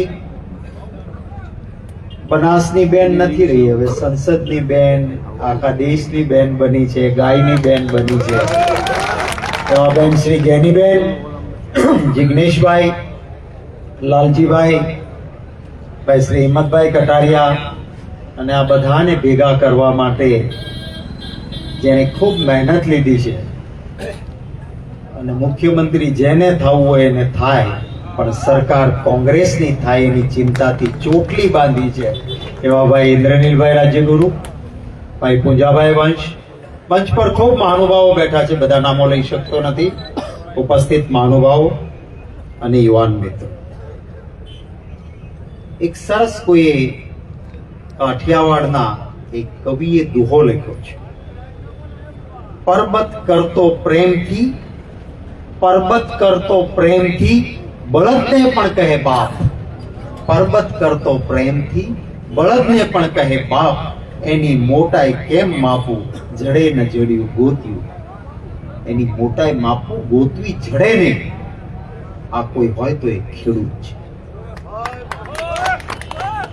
પરબત કરતો પ્રેમથી, જે પાક ઉછેરે છે એને પોતાના દીકરાને ઉછેરતો હોય એમ ખેડૂત એ પાકને ઉછેરીને મોટો કરતો હોય છે. જે બળદ પાસેથી કામ લે છે એને પણ હાલ બાપા હાલ કહીને એને પણ બાપ કહેતો હોય છે, આ ખેડૂત છે. એની મોટાઈ એટલી મોટી છે, કવિ કહે છે કે એની મોટાઈ માપવા માટેનું કોઈ માપ મળે નહીં, એવો કોઈ મોટો હોય તો એ ખેડૂત છે. અને આ ખેડૂતને આજે કઈ દશામાં મુકાવવાનું થયું? અરે જે અધિકાર માંગવા જાય એને જો ધોકા આપતી હોય સરકાર, તો એ સરકારને પાઠ લોકશાહીમાં ભણાવવાનું કામ એ આપણું સૌનું છે. ખેડૂતની સાથે જોડાયેલા, લોકશાહીમાં રહેલા એક એક મતદાતા. થાય છે શું? હવે હમણાં ભારતીય જનતા પાર્ટી વાળા છે એ પેલા જાદુગરના ખેલ જેવું કરે. તમને ખબર ના પડે એ ખેલ કરતા હોય, પાછળ ખીચા કાતરું ભરતા હોય, તમારા ખીચા કપાઈ જાય અને ખેલ પૂરો થયા પછી 5-5 રૂપિયા સામેથી ઇનામમાં આપે કે હું તો જાદુગર 5 રૂપિયા ઇનામ સામેથી આપું. રાજી થઈ જાય માણસ, 5 રૂપિયા મળ્યા, 5 રૂપિયા મળ્યા. અરે તારું 500 નું ખીચું કપાઈ ગયું તો જો. જીએસટી નાખીને ખેડૂત આજ સુધી ખાતર ઉપર ક્યારેય કોંગ્રેસની સરકારો આવી કે બીજી સરકારો આવી, આઝાદી આવ્યું ત્યારથી ખેડૂતના ખાતર ઉપર, ખેડૂતના ટ્રેક્ટર ઉપર, ડીઝલ ઉપર કોઈ ટેક્સ એવો નહોતો કે ખેડૂત લૂંટાય જાય. ખેડૂતને આ માટે લાખો રૂપિયા લૂંટ્યા પછી 2000 રૂપિયા ખાતામાં નાખે, આવ્યા ખાતામાં, આપણે રાજી થઈ જાય 2000 ખાતામાં આવ્યા. અરે આપણે ત્યાં ખાતર પાડીને કેટલા પૈસા લઈ ગયો છે એનો હિસાબ માંગ્યો ખરો આપણે? યાદ કરજો, કોંગ્રેસની સરકાર હતી, કોઈ દિવસ પેટ્રોલ ને ડીઝલ એક સરખો ભાવ હતો? ડીઝલ હંમેશા સસ્તું રહેતું હતું કે જેથી કરીને ખેડૂત ડીઝલ ટ્રેક્ટર વપરાય, માલ સામાન લઈને ટેમ્પો જાય, ગરીબ માણસ બસમાં બેસીને જાય તો એને મોંઘું ના પડે. મોટી ગાડી વાળો પેટ્રોલ 5 રૂપિયા વધારે આપે તો વાંધો નહીં, પણ ડીઝલ સસ્તું હતું કે નહીં? આજે ભાવ હરખા છે. અને કેટલા રૂપિયા પેલા ડીઝલના હતા ને આજે કેટલા છે? ખાતરનો ભાવ શું હતો ને ક્યાં ગયો? બિયારણ ક્યાં ભાવનું હતું ને શું ભાવનું થયું? ક્યારેક હિસાબ તો લગાવો કે ખાલી 2000 રૂપિયા ખાતામાં નાખ્યા એમાં રાજી થઈ જશું આપણે? કે રેશનમાં મફત થોડુંક અનાજ આપે, આપણા જ લૂંટીને આપે, આપણે એને રાજી થઈશું ખરા? ખાસ વિનંતી કરું છું એ બેઠા છે એ બધાને કે ચોરે ચોટે જ્યાં મળો ત્યાં ક્યારેક હિસાબ કરીને બીજાને પણ સમજાવજો. અરે કોઈ ભાજપ વાળો આવે ને તો એને કહેજો કે તારા કુટુંબમાં કોઈ ડોક્ટર કે એન્જિનિયર થયો ખરો? અને કે હા, તો તેની સરકાર કોની હતી? કે કોંગ્રેસની.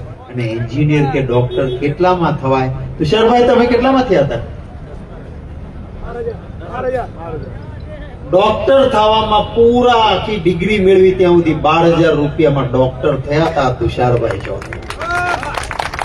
અત્યારે બાલ મંદિરમાં મૂકવો હોય તો પૈસા કેટલા થાય, અને ડોક્ટર કે એન્જિનિયર થવું હોય તો ફી કેટલી છે. અને આ રીતે આપણી લૂંટ ચલાવતા હોય અને પેલા 2000 ખાતામાં આવ્યા કે થોડાક દાણા મફતમાં આવ્યા, એમાં મત કમળને પોસાય ખરું? હું આપ સૌથી વિનંતી કરું છું કે આ ચર્ચા કરજો. હું પણ ખેડૂત છું. એ મનમોહનસિંહજીની સરકાર હતી, સોનિયા ગાંધીજીનું નેતૃત્વ હતું. 1500 રૂપિયામાં કપાસ 20 કિલો મેં વેચ્યો છે લીમડામાં, 1400 થી 1500. આ હે વાત મિત્રો. किसान की आय दुगनी कर दूंगा. भाई बहनों, आय दुगनी कर दूंगा કહ્યું તું. થઈ કોઈની બમણી, કોઈની આવક થઈ ખેડૂતની બમણી, ખર્ચો બમણો થયો, ખેડૂતનો ખર્ચો બમણો થયો, આવક બમણી ના. એમને ઓળખવા પડશે. અને જો એમના બેઠા રહીશું ને તો આવતી પેઢીઓ પણ તકલીફમાં મુકાશે. મારી બહેનો અહીંયા બેઠી છે. કયા ભાવમાં ગેસનો બાટલો આવતો હતો ને આજે કયો આવે?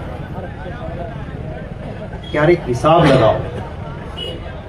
અને એટલા જ માટે લાંબી વાત નથી કરવી, કારણ કે આમ તો જો કે આપણે સૌરાષ્ટ્રમાં ટેવાયા હોય છે, આમ ડાયરો હાલે રાતના 1 વાગે પ્રભાત્ય કરીને છૂટા પડે હતા ને, સંતવાણીને ડાયરો હાથ થઈ ગયું છે. એવું જ બધી પીડા છે, વ્યથા છે લોકોની. એ વ્યથાની વાત કરવા ભેગા થયા. અને ત્યારે બાકી વક્તાઓ બોલે ત્યાં સુધી પણ પ્રેમથી આપ સાંભળજો. માત્ર એક છેલ્લી વાત કરીને મારી વાત પૂરી કરીશ. આપણા કવિ કલાપીજી પહેલા સત્તાધીશો કેવા હતા કે રાજા કોઈના પર વિશ્વાસ નહીં, પોતે વેશ પલટો કરીને નીકળતા કે મારા રાજ્યની સાચી પરિસ્થિતિની મને ખબર નથી. વેશ પલટો કરીને નીકળતા. આ રામના નામે મત લે છે એને કહું છું કે ભગવાન શ્રી રામ પણ વેશ પલટો કરીને એક ધોબીના ઘરમાંથી અવાજ આવ્યો તો એને સાંભળીને જેણે લંકાને પાડીને સીતા માતાને લઈને આવ્યા હતા, એ સીતા માતાનો પણ ત્યાગ કરીને વનમાં મૂકવા ગયા. એ સત્તાધીશ કહેવાય, એ રામ રાજ્ય. આને તો કહેવા જાવ તો તમે દેશદ્રોહી કે. હું વાત કરતો હતો કવિ કલાપીની કે સત્તાધીશ નીકળે છે, ઘોડા ઉપર નીકળે છે, વેશ પલટો કરીને નીકળ્યા છે. રાજા છે ખબર નથી, તરસ લાગે છે ને એક ખેતરે ઉભા રહે છે. વૃદ્ધ માતા છે ત્યાં, ખેડૂતની માં છે. એને કહે છે કે માં તરસ લાગી છે, પાણી. એને કીધું કે પાણી શું, હું શેરડી ઊભી છે, રસ આપું શેરડીનો. અને શેરડી કાપીને એક કાતળી આમ કરે છે, આખું છાલિયું ભરાઈને રસ મળે છે.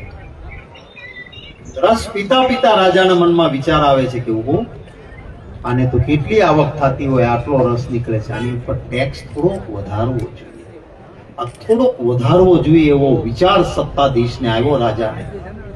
અને પછી છાલ્યું પૂરું થયું છે, ઓલી કહે છે કે હજી એક વધારે માંગે છે, આપો કે હા આપો. અને ફરી જ્યાં શેરડીને કાપવા જાય છે ત્યાં 1 2 3 4 એક ટીપુ રસ નીકળતો નથી શેરડીના હાંઠામાંથી. અને ત્યારે એ કહે છે કે કાં તો રસીન થઈ ધરા, કાં તો દયાહીન થયો નૃપ, નહીં તો આવું ના બને કહી માતા ફરી. અને તરત જ એ વિચાર જ્યારે આવે છે ત્યારે આજની પરિસ્થિતિ સાથે જુઓ. આજે રસી ધરા નથી થઈ, આપણી ધરતી માતા તો આજે રસથી ભરપૂર છે, પણ દયાહીન થયો નૃપ, દયા વગરનો માણસ સત્તામાં બેઠો છે એટલે કમોસમી વરસાદ આવે છે અને કપાસના કુંભળા ધ્રુવમાં જે એના પૈસા મળવા જોઈએ મોઢાના પાસે આવેલો કોળીઓ છૂટવાય છે, કારણ કે દયાહીન થયો. એને ઠેકાણે લાવશો કે નહીં? પાકું, કારણ કે આ સુધરે એમ નથી. એ કલાપી કહે છે, કલાપીજી કહે છે કે જેવી આ પરિસ્થિતિ થઈ અને માતાએ બોલી ખેડૂતની કે કાં રસહીન થઈ ધરા કાં દયાહીન થયો નૃપ, આવું ના બને. અને ત્યારે એના પગમાં પડીને કહે છે કે હું જે રાજા છું અને મને જ ખોટો વિચાર આવ્યો તો માં, પણ હવે હું મારો વિચાર બદલાવીને ભગવાનને પ્રાર્થના કરું છું કે આનો એક પૈસો પણ ન લેવો જોઈએ. કાળી મજૂરી કરીને મહેનત કરનાર ખેડૂતના ક્યાં પાક થાય તો એનો અધિકાર છે, આના ઉપર ટેક્સ ના નખાય. અને આ વિચાર કર્યા પછી ભગવાનને પ્રાર્થના કરીને કલાપીજી કહે છે કે હવે ફરી પ્રયત્ન કરો. અને એ માતા શેરડી કાપે છે અને ફરી પાછો રસ ભરપૂર મળે છે. આ વાત આજે આપણે ગમે એટલું કહીએ, આ દિલ્હી વાળા કે ગાંધીનગર વાળા ભોપાભાઈ કોઈ એક રૂપિયો ઓછો કરે?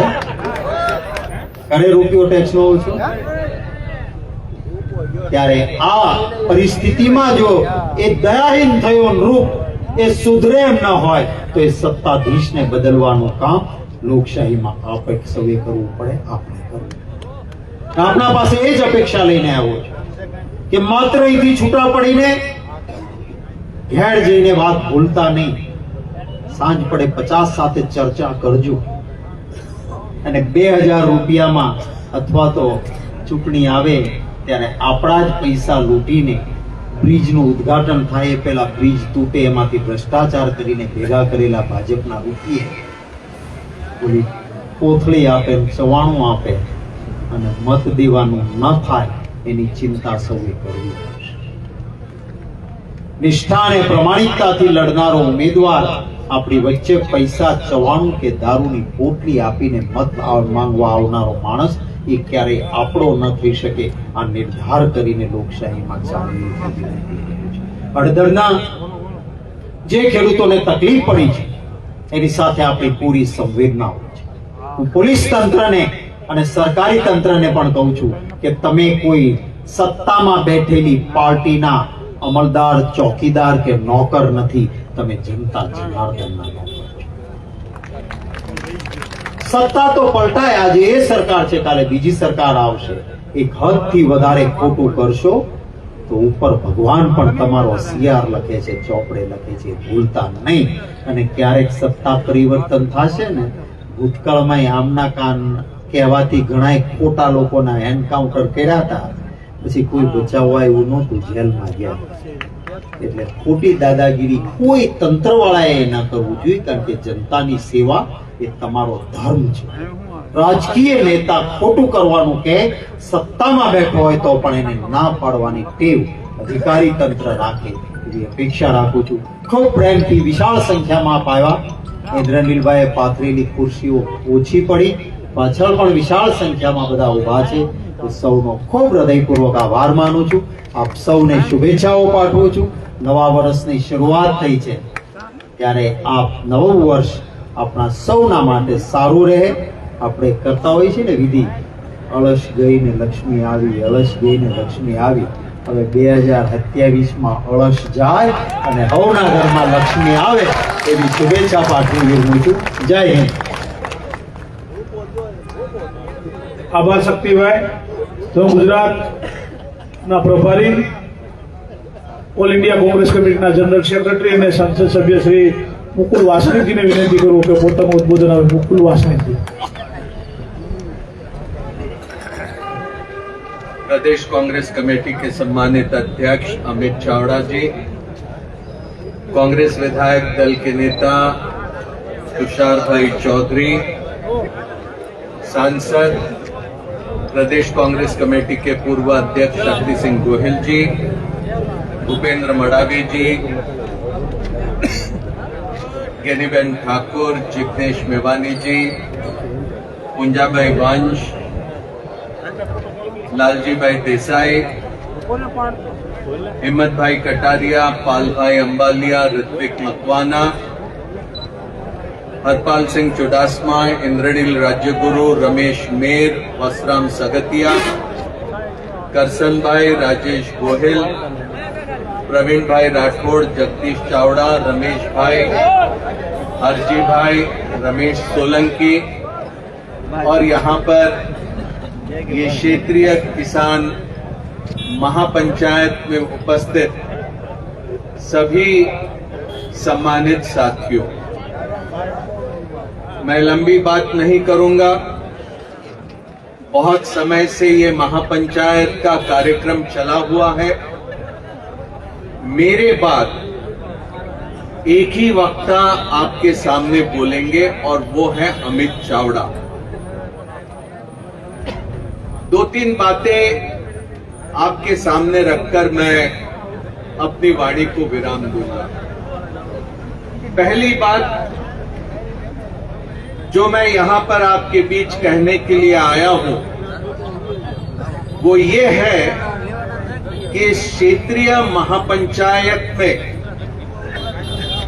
जो मुद्दे आपने यहां पर उठाए उसके लिए मैं माननीय कांग्रेस अध्यक्ष मल्लिकार्जुन खड़गे साहब और राहुल गांधी जी का समर्थन यहां पर आपके सामने बताने के लिए उपस्थित हुआ हूं। किसानों की जो मांगे यहां पर ये पूरे कार्यक्रम के दौरान रखी गई है, वो तमाम मांगों के पीछे हमारा राष्ट्रीय नेतृत्व पूरा मजबूती के साथ खड़ा रहेगा और आंदोलन में कदम कदम पर कांग्रेस के तमाम नेता और कांग्रेस के तमाम साथी गुजरात के किसानों के साथ पूरी मजबूती के साथ खड़े रहेंगे। ये पिछले कुछ समय से गुजरात में कहीं अतिवृष्टि, कहीं बाढ़, कहीं चक्रवात, कहीं ओलावृष्टि, कहीं असमय वर्षा हुई और इससे किसानों का बहुत भारी नुकसान हुआ। ये स्थिति में हमारी मांग है कि किसानों के ऊपर जो आज बैंकों से लिया हुआ कर्जा है वो पूरी की पूरी तरह माफ कर देना चाहिए। एक समय सीमा के भीतर अगर प्रदेश की सरकार ने ये कर्जा माफ नहीं किया तो हम हमारे आंदोलन को और तीव्र स्वरूप देने का काम करेंगे। पिछले सालों में किसानों पर गुजरात में तमाम मुसीबतें रही है। बीमा योजना को लेकर पुंजा भाई ने बता दिया कि क्या स्थिति है और इसी तरह से प्रधानमंत्री ने कभी कहा था कि लागत के ऊपर 50% मुनाफा जोड़ूंगा और वो दाम मैं किसानों के फसलों को दूंगा, लेकिन ये साबित नहीं हुआ। साथ में ये भी कहा था कि किसानों को 2022 तक के मैं उनकी आमदनी दोगुना करूंगा, लेकिन ये भी फरेब था, ये भी झूठ था, ये भी असत्य था। प्रधानमंत्री के पद पर बैठा हुआ व्यक्ति इतना बड़ा फरेब कर सकता, इस बात पर हमारा विश्वास कभी हो नहीं सकता था, लेकिन ये बात हकीकत है। आज भारत के किसानों को दुय्यम दर्जे का नागरिक करके भारतीय जनता पार्टी की सरकार बर्ताव कर रही है। कुछ समय पहले दिल्ली के पड़ोस में जब भारत का किसान आंदोलन कर रहा था तो उनकी बात सुनी नहीं गई और लगातार आंदोलन करते हुए किसानों की वहां पर मौत होते रही।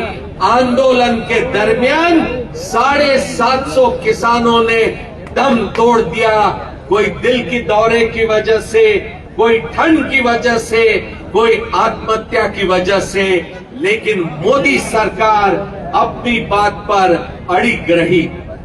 हाल में किसानों के साथ जिस तरह से बर्ताव तमाम अलग अलग प्रांतों में हो रहा है, उससे साफ जाहिर होता है कि मोदी की नजरों में, भारतीय जनता पार्टी की नजरों में किसानों को बराबरी का हक देने का उनका किसी भी तरह से कोई इरादा नहीं। और इसीलिए मैं आज यहां पर कहने आया हूं कि 31 अक्टूबर को सरदार वल्लभ भाई पटेल की 150वीं जयंती होगी। वल्लभ भाई पटेल को सरदार की उपाधि तब मिली जब बारडोली में किसानों का आंदोलन 1928 में उन्होंने बड़े कामयाब तरीके से वहां पर शुरू किया था।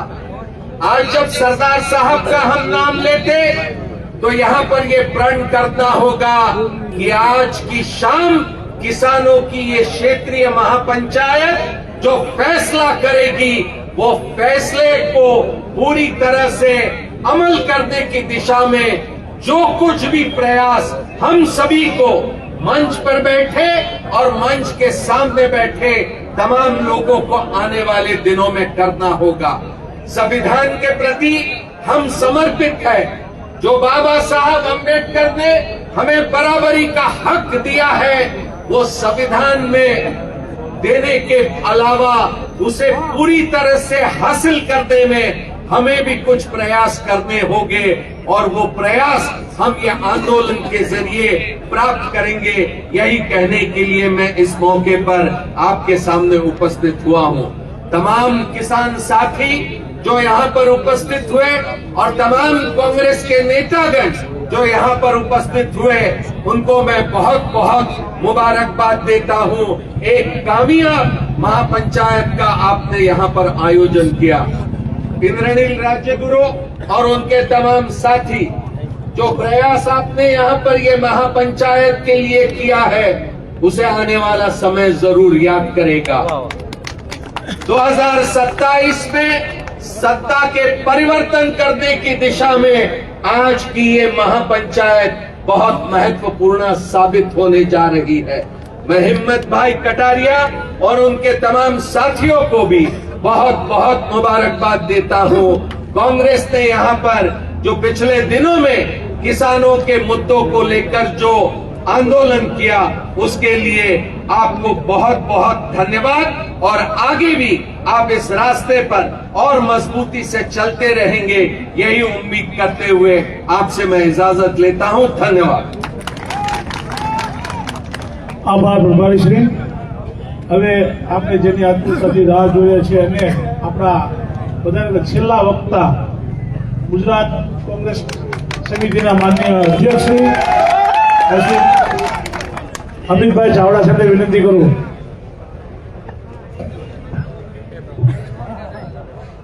વસરામભાઈએ કીધું કે છેલ્લા વક્તા પણ સામે વાળાની કેપેસિટી જોવી પડે કે નહીં? કેપેસિટી છે? એક વાર બેનને હાથની મુઠ્ઠી વાળી જય બોલાવીએ તો ખબર પડે। જય જવાન, જય જવાન। બરોબર। બધાના નામ નથી બોલતો પણ મંચસ્થ આપણા તમામ આગેવાનો સમગ્ર ગુજરાતના ખેડૂતોની જે તકલીફ છે, પીડા છે, જે દર્દ છે એના માટે લડવાના સંકલ્પ સાથે નવા વર્ષમાં આવેલા આપ સૌ મારા વડીલો, ભાઈઓ, બહેનો અને સાથી યુવાન મિત્રો અને પત્રકાર મિત્રો, મારી વાતની શરૂઆત કરું એ પહેલા થોડા દિવસ પહેલા હળદર ગામે જે રીતે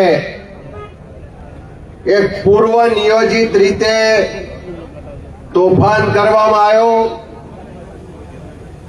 તોફાન કરવા વાળા બહારના હતા, પથ્થરો પણ બહારના હતા, પણ જે માર મારવામાં આવ્યો છે, જે ગામના ખેડૂતો પર, ગામના સામાન્ય લોકો પર, મહિલાઓ પર, દીકરાઓ પર અત્યાચાર કરવામાં આવ્યો છે એને સખત શબ્દોમાં વખોડીએ છે અને સાથે સાથે હળદર ગામના જે પણ લોકો પર ખોટો કેસ કરી અને આજે જેલમાં પૂરવામાં આવ્યા છે એવા તમામ લોકોને જેલમાંથી છોડાવવા માટે જે પણ કાયદાકીય લડત લડવી પડે, જે પણ મદદ કરવી પડે, જે પણ લીગલ ટીમની જરૂર પડે એ તમામ કોંગ્રેસ પાર્ટી સંપૂર્ણ રીતે મદદ કરશે એની ખાતરી પણ આપું। અહીંયા વોટ્સએપમાં હમણાં સોશિયલ મીડિયામાં એક મેસેજ આવ્યો કે ઇન્દ્ર એટલે ભગવાન ઇન્દ્ર, નરેન્દ્ર અને ભૂપેન્દ્ર ત્રણેય ભેગા થઈને ખેડૂતોની પથારી ફેરવી દીધી. ઉપરવાળા તો રૂઠે, કદાચ આપણાથી કઈ ભૂલ થઈ હોય, નારાજ થયા હોય તો ભગવાન રૂઠે, પણ જે લોકોને આપણે મત આપીને સત્તા પર બેસાડ્યા છે, આ દેશના બંધારણે બાબા સાહેબ આંબેડકરે જે મતનો અધિકાર આપ્યો કે દરેક વ્યક્તિને એક મત, અને મતની કિંમત ક્યારે આંકી ના શકાય. દેશનો વડાપ્રધાન હોય એના મતની પણ એક કિંમત, અને કોઈ બોટાદનો સામાન્ય ખેડૂત હોય એના મતની પણ એક કિંમત. અને આ લોકોના મતથી જે સરકાર બને છે, એ ગાંધીનગરની સરકાર હોય કે દેશની સરકાર હોય, જે વડાપ્રધાન નરેન્દ્રભાઈ બન્યા છે, જે મુખ્યમંત્રી ભૂપેન્દ્રભાઈ બન્યા છે, એ કોઈ ડાયરેક્ટ ઉપરથી આવેલા નથી, પણ લોકોએ મત આપ્યો એટલા માટે બન્યા છે. અને જેના મતથી સત્તા પર બેઠા હોય અને જ્યારે તકલીફ આવે ત્યારે એ જ પ્રજાને, એ જ જનતાને, એ જ મતદારોને ભૂલી જાય, તો બંધારણે આપણને મતનો અધિકાર દર 5 વર્ષે ઉપયોગ કરવાની સત્તા આપી છે, તાકાત આપી છે. જ્યારે જ્યારે સત્તા પર બેઠેલા લોકો અભિમાનમાં આવી જાય, સત્તાના મદમાં આવે અને સામાન્ય લોકોને ભૂલી જાય, તો જનતાને એટલી તાકાત મળેલી છે કે આવનારી ચૂંટણી આવે ત્યારે ગમે તેવો ચમરબંધી હોય તો એને ઘર ભેગો કરતા પણ આ જનતાને આવડે છે. અને આ ગુજરાતની જનતા 2027 કરી પણ બતાવવાની છે. મારે તમને પૂછવું છે કે કોઈ ડોક્ટર હોય, એના દીકરાને પૂછીએ કે તારે ડોક્ટર બનવું છે, હા પાડે કે ના પાડે? હા પાડે ને. કોઈ કલેક્ટર હોય, કોઈ પોલીસ વાળો હોય, કોઈ ફેક્ટરી વાળો હોય, કોઈ વેપારી હોય કે કોઈ સારી નોકરી વાળો હોય, એના છોકરાને પૂછો કે તારે કલેક્ટર થવું છે, વેપારી થવું છે, સારી નોકરી જોઈએ છે, ફેક્ટરી ખોલવી છે, તો બધા જ હા પાડશે.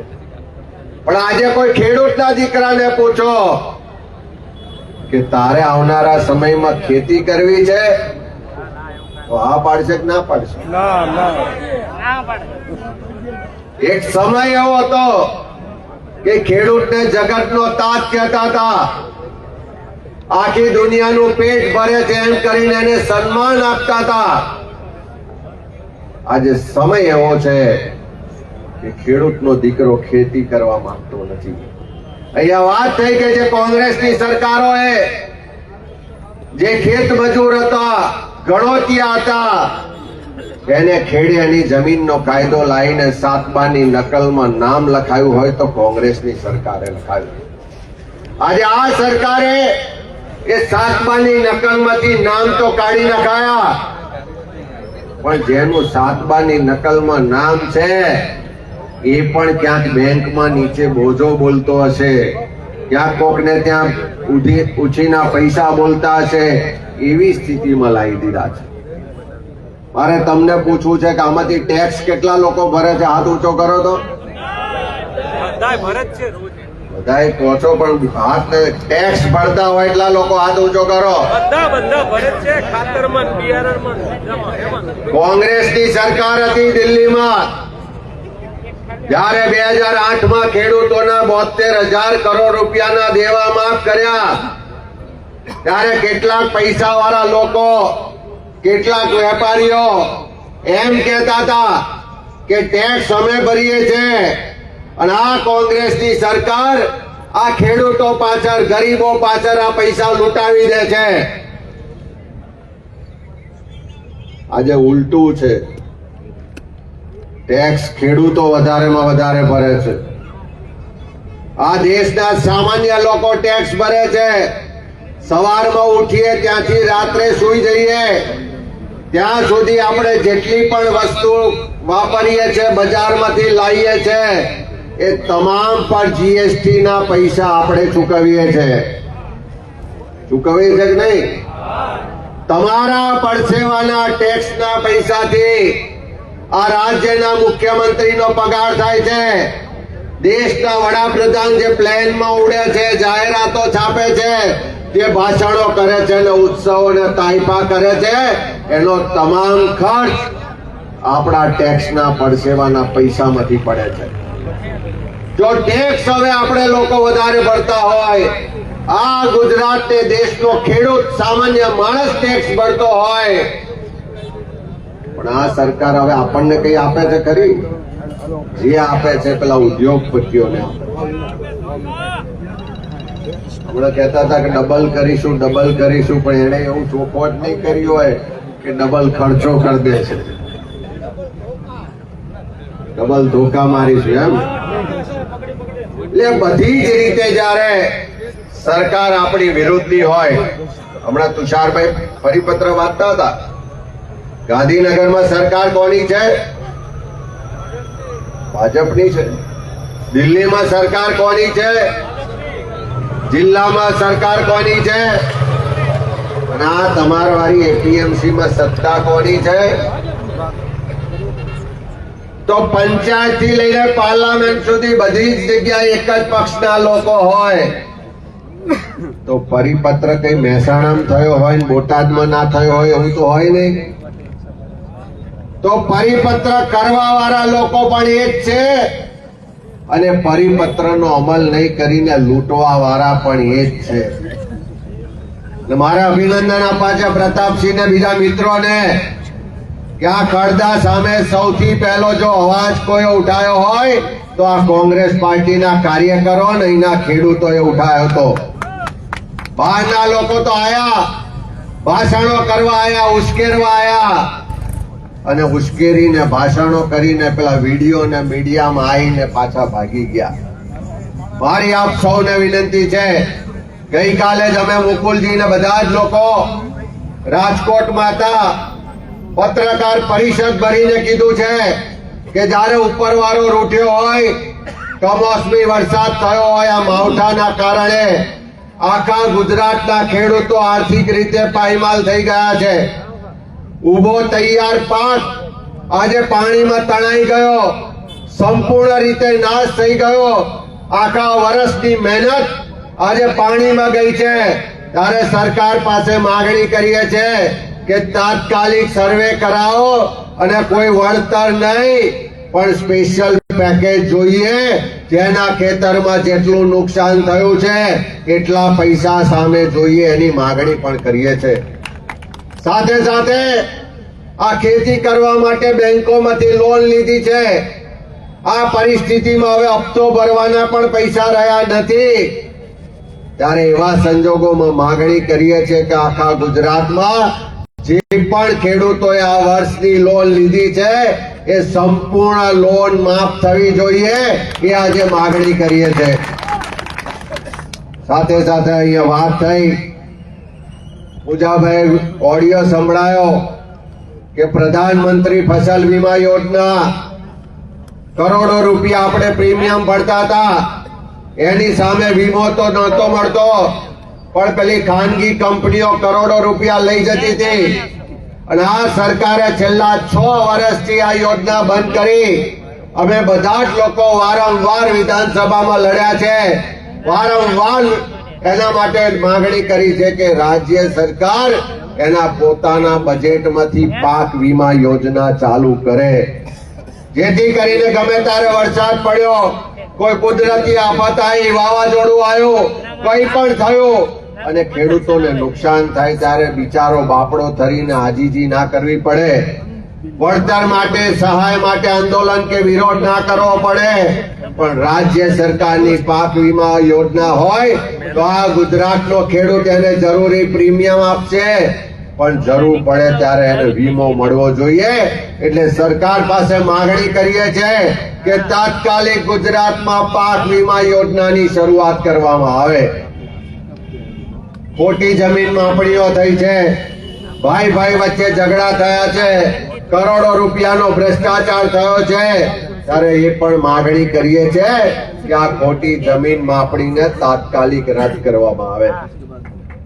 એ લાલજીભાઈ વાત કરી કે યાત્રા કાઢવી છે, ગામે ગામ જાગૃતિ લાવી છે, ગામે ગામ જે આક્રોશ છે એને વાચા આપવી છે, બધા ભેગા મળીને લડવું છે, જાતિ નાતિ ધર્મ બધું જ ભૂલી અને ખેડૂત બનીને લડવું છે. જે ઇન્દ્રનીલભાઈ આખી ટીમે પ્રયત્ન કર્યો કે કોઈ નાત જાત વર્ગનો ભેદભાવ નહીં, પણ ભેગા થઈને ખેડૂત બનીને લડીએ, ખેડૂત માટે લડીએ, આવનારા ભવિષ્યને બચાવીએ.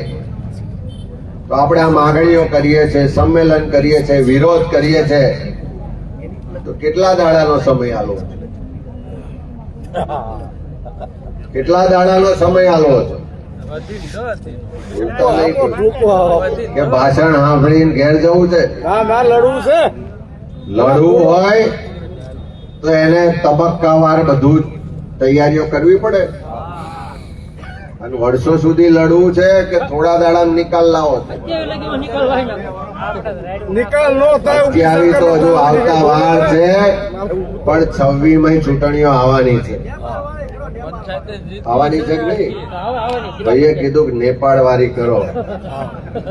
નેપાળ વારી પણ થાય જો આ સત્તામાં બેઠેલા લોકો નહીં સમજે, લોકોની વાત નહીં સાંભળે, લોકોની તકલીફો નહીં સમજે, લોકોના પ્રશ્નોનું નિવારણ નહીં લાવે, ચારે બાજુ જે લૂંટ ચલાવી છે બંધ નહીં કરે, આપણા ટેક્સના પરસેવાના પૈસામાંથી જે ભ્રષ્ટાચાર કરે છે બંધ નહીં કરે, તો નેપાળ વારી ગુજરાતમાં થતા કે દેશમાં થતા વાર નહીં લાગે.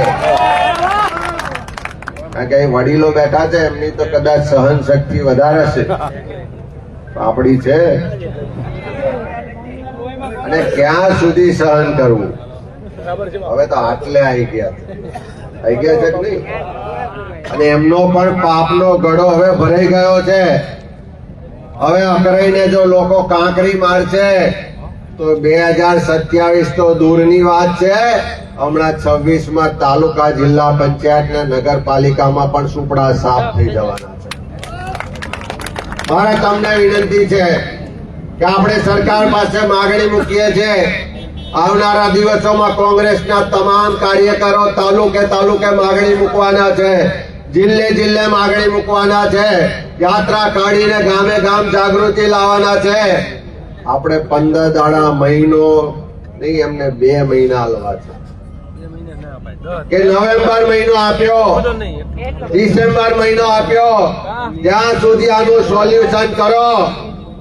નહીં તો જાન્યુઆરી મહિનામાં નવા વર્ષનું જે કેલેન્ડર બદલાયું છે એ કેલેન્ડરમાં સત્તા બદલવા માટે આખા ગુજરાતના ખેડૂતોને લઈને ગાંધીનગર આવીશું. આખા ગુજરાતના એક એક ગામમાંથી, એક એક ઘરમાંથી જે પણ લોકો ખેડૂતોની વાતને સમર્થન આપે છે, જેના પેટમાં ખેડૂતોએ ઉત્પન્ન કરેલું એક અન્નનો દાણો પણ છે, એવા તમામ લોકોને આહવાન કરીને ગાંધીનગરમાં લઈ આવીશું. અને નેપાળ વાળી તો કરતા કરીશું, પણ ગાદી 100% છોડાઈ દઈશું. આ લડાઈમાં કોંગ્રેસ પાર્ટી ખેડૂતોની સાથે છે. હંમેશા કોંગ્રેસની નીતિ રહી છે કે કોઈ મુદ્દે રાજકારણ કરવાને બદલે, કોઈ ભાષણો કે પબ્લિસિટી કરવાને બદલે, પોતાની વાહવાહી માટે કોઈનો ભોગ લેવાને બદલે લાંબા ગાળાના આયોજન સાથે લડવું છે અને પરિણામલક્ષી લડત લડવી છે. ત્યારે સૌ સાથે મળીને આ લડત લડીએ એ વાત સાથે ઇન્દ્રનીલભાઈ ને બધા જ વસરામભાઈ, આખી હિંમતભાઈ થી માંડીને રમેશભાઈ, શીલુ, રમેશભાઈ, મેન ને બધી જ આખી ટીમને અભિનંદન આપું છું કે આખા ગુજરાતમાં એક નવી લડાઈ લડવા માટેની દિશા અને સંદેશ આપ સૌએ આપ્યો છે. ત્યારે બધાનો ખૂબ ખૂબ આભાર. જય જવાન, જય કિસાન. આભાર પ્રમુખ સાહેબ. આપણે બધાને એક વિનંતી, બધાએ જમીન જવાનું છે શાંતિથી, કોઈ પણ પ્રકારની ઉતાવળ કર્યા વગર. હવે આભાર વિધિ માટે હું રમેશભાઈ શિવને વિનંતી કરું છું.